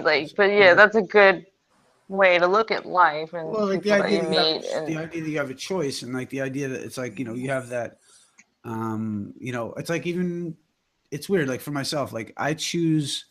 I'm like this, like I got or whatever. I look a little crazy, whatever, but I always am so attracted to like the girl who works at the bank. Like you know what I mean, like this fucking mainstream plain Jane is so hot to me, and like I don't know why, and there's just I don't know, it's just so interesting how then you try to talk to someone like that and they're like, well, Elon Musk, and you're just like, oh god. Just like, and then better off you meet some intelligent chick and she's like, oh yeah, I'm reading Ray Kurzweil in Transhumanism. And you're like, oh fuck, I got one of these fucking people. It's so rare. You know what I mean? It's some transhumanistic pill popper. You know what I mean? So fucking doesn't Ray Kurzweil really takes like 360 pills a day and shit? If you don't know. Yeah. Yes. You essentially become a pill popper if you're going to be on that. This sounds like a very specific person that you're talking about here. Oh, man, yeah. I know about Ray. It's a collective consciousness I'm fucking weaving together. Oh yeah, no, it's all my exes in one, right? Yeah. From a general comment. Totally, right? Yeah. Sort of bitter. I'd say write a song about it, but they got one. And then it's like you don't put the milk away, and then all of a sudden, one day you're just on a date having dinner, and the next day you won't do the fucking dishes. You know what's weird? Like anybody, a few relationships that I've had, that's one thing I've never had arguments about was stupid little things like laundry and dishes and just piddly things. I bet you couldn't resist mentioning the toilet seat though. No, I'm not like the typical. I don't know. I never really understood that whole toilet seat thing. As long as each person cleans it, like you clean up after your own little mess like that, it's like then nobody ever has to. My mother would come out of the bathroom like. And you know what that one sigh means too, right? If if I go in there and the seat isn't as I want it, I adjust it accordingly. You know, Yeah, exactly. That's what I thought. I was like, what? Like you couldn't wait 3 seconds? Like, you pulling your pants down was just, it was the fucked you all up with trying to fucking throw the seat down too and shit. I have gotten to the point where I don't let little things like that you get ever to hear me this when anymore. somebody come in and they're like, I sat down on the fucking thing. Put down the seat next time. It's like, well, why don't you look down before you sit, motherfucker? Like, you know what I mean? Like, or whatever. You know, so we had, it was mixed in the ER. There's a lot of male nurses, and so there was one main bathroom that was close to the nurse's station, and some of the ladies would go in and put notes, put the seat down when you're done, blah, blah, blah. So this guy went in there one day and he put a note that said, please remember to put the seat back up when you're finished. Nice. I thought it was hilarious. I just, if they're gonna insist, I just pee all over the seat. Yeah, I mean, they didn't do that, but that was our bathroom, not like the public one. But yeah, that was funny as shit. Yeah. Those are little things that people shouldn't be fighting about, though. Like, who cares? Well, you know what's so crazy is if you live in a clean environment, who cares if you leave the seat up or down? We're two different creatures, really, and that's the respect that needs to be shown. Is that it's like women look at things differently, and then men look at it, and it's about coming together in union and being able to understand it. It's like it becomes odd when you start living with someone, because then it takes away all that mystery. All that is gone. And that's why I think like this, though. It's like, guess what? If you got kids, guess what, kid? It's over. Your life's over, man. Right? You got to fucking focus on your kids, all the rest of it. It's like, and if you can do that, well, then fucking, I got the utmost respect for you. It's like, even, like Jim. Yeah. It's like any father out there that's got children that is holding down their shit. Like, much respect. I honestly, I wouldn't know how to do it. I don't know I don't know how y'all do it sometimes. I'm like, God, wow. I mean, like, for me, even, like, the little ones in my family, when I see them running away or doing, like, it was put well like this, it's like your heart running around, or something like that. And I don't know if I could, I almost can't stand love because I love too hard. It's like it kills me. Are you close? How old are they? Are they young? Like, or whatever, you're close with them as if you would love them like they're your own. Well, yeah, no, they're my family. And like, that's where it's like, I think of it like, I just, you look at it in the sense of like, let's say a little like 4-year-old climbing up a ladder, and you're like, oh my God, like, you know what I mean? Like, it's like you're 4 years old and they're climbing up a ladder, and you're just looking at them like, holy shit. Well, because I know what you mean, because I don't have kids, terrifying. But all of my friends that I used to hang out with before I got rid of all those normies, they all have kids, but they all flocked to me. Their kids loved me, like I was. I was. That's why I say like respect Miss to all the Meek or Neek or whatever to them. That's why I say respect to all like the like even Jem, but like mine are grown up now and have flown the nest. Nice. So he came on YouTube. He's like, "You're out. All right, I'm fucking going on YouTube. I'm going to have some fun now. Just some fun." He's like, "Finally, I can make an account." That's awesome, man. Hey, Mo. What up, she Monique? comes in and she's muted. Mo, Monique, shit. I took my kids. Well, I actually made the mistake of offering them a choice of where they wanted to go on holiday, and we'd just come back from Mallorca, so I thought they're bound to go for Mallorca again. So I offered them Mallorca or skiing, and they both said skiing straight away. So I was like, oh, shit, now I've got to take them skiing. So I did, and I tell you what, it was a great experience to do as a single parent, because it's hard, it's really challenging, but to see them in a ski race at the end of the week is, I tell you what, it really, that really brings a tear to your eye. Ah, that's awesome, man. That's cool. Yeah, dude, I can only imagine. It's like I see my little, the little ones in my family, and I'm just like, especially with I got just they're so smart and bright, and I'm so like, I mean, like I did a sleepover the other night, right? So, like they're they're young, right? But like they're like let's say under 7, right? So like I wake up and we go for a run. I take them for a mile-long run.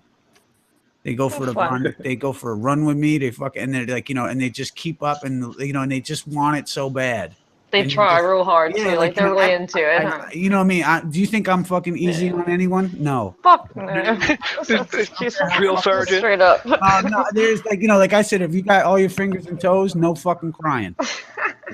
And and so I run a tight ship like that, but they appreciate it though, because right, they're learning from you. They probably look up to you. To see them, I do boxing with them, right? I do boxing, and I do we do 1-2s and dup and bobbing and weaving and shit, and and just to see them get a combination after all the hard work, and they cry and piss and moan, fucking trying to do it.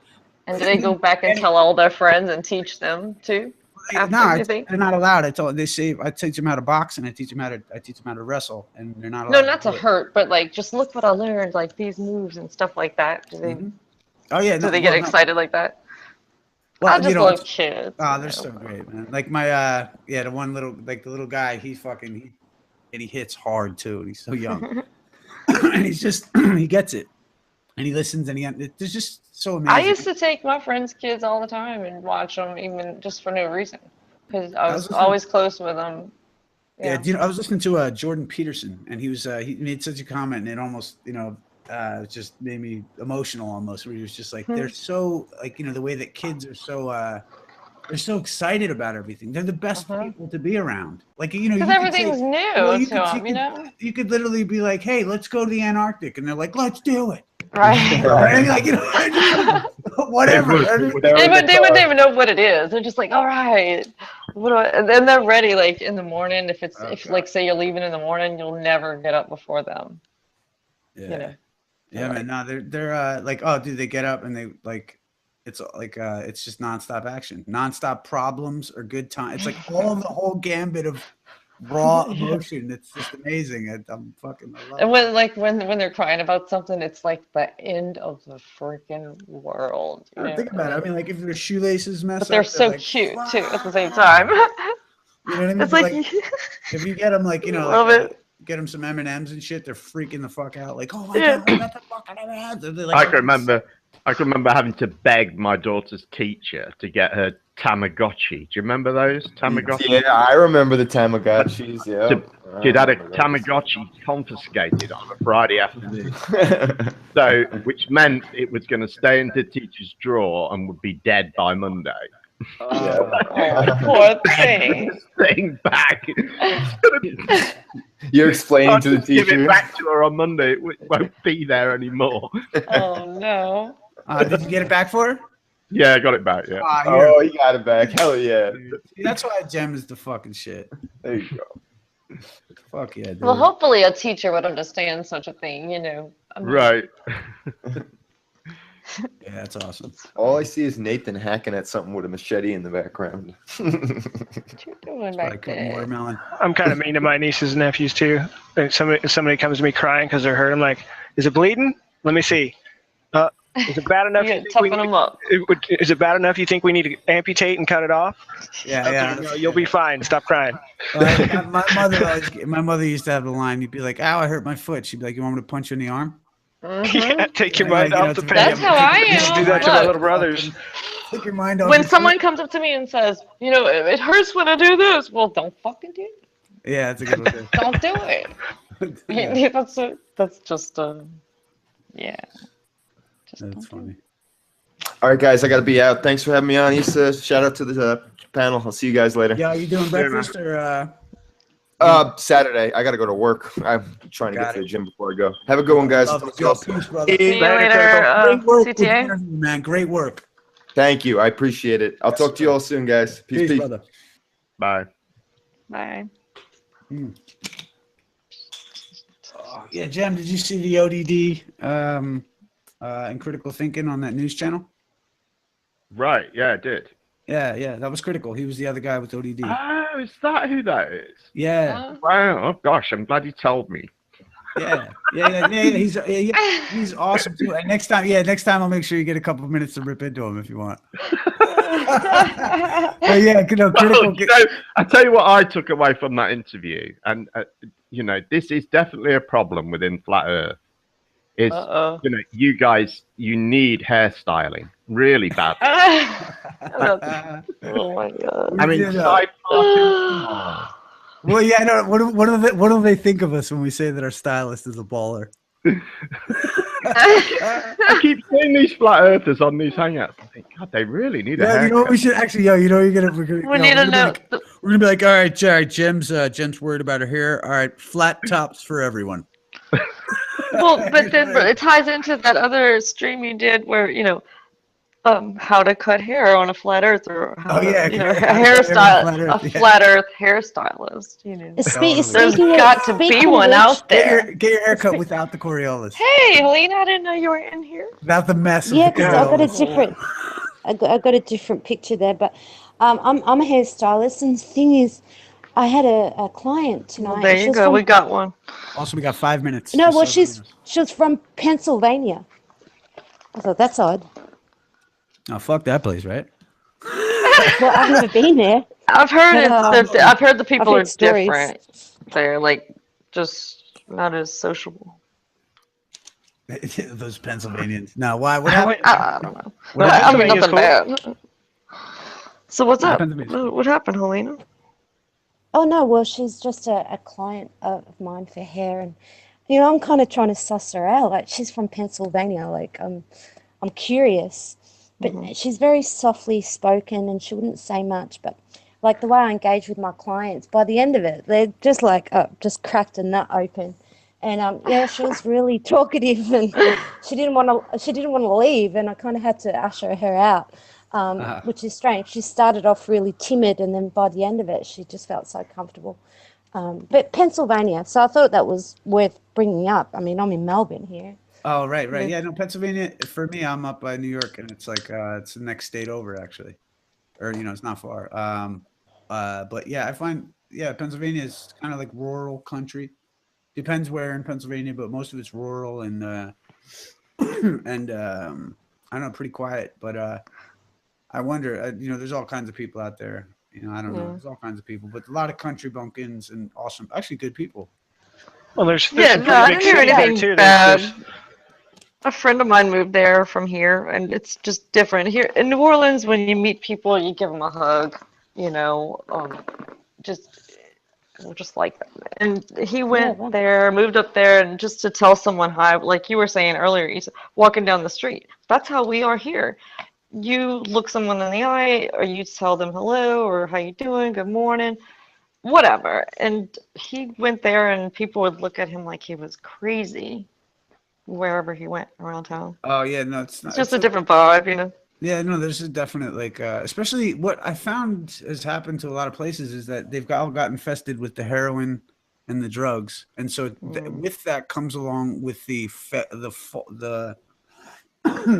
decrease in social ability, because everyone's just a self-centered fucking drug addict piece of shit. Yeah.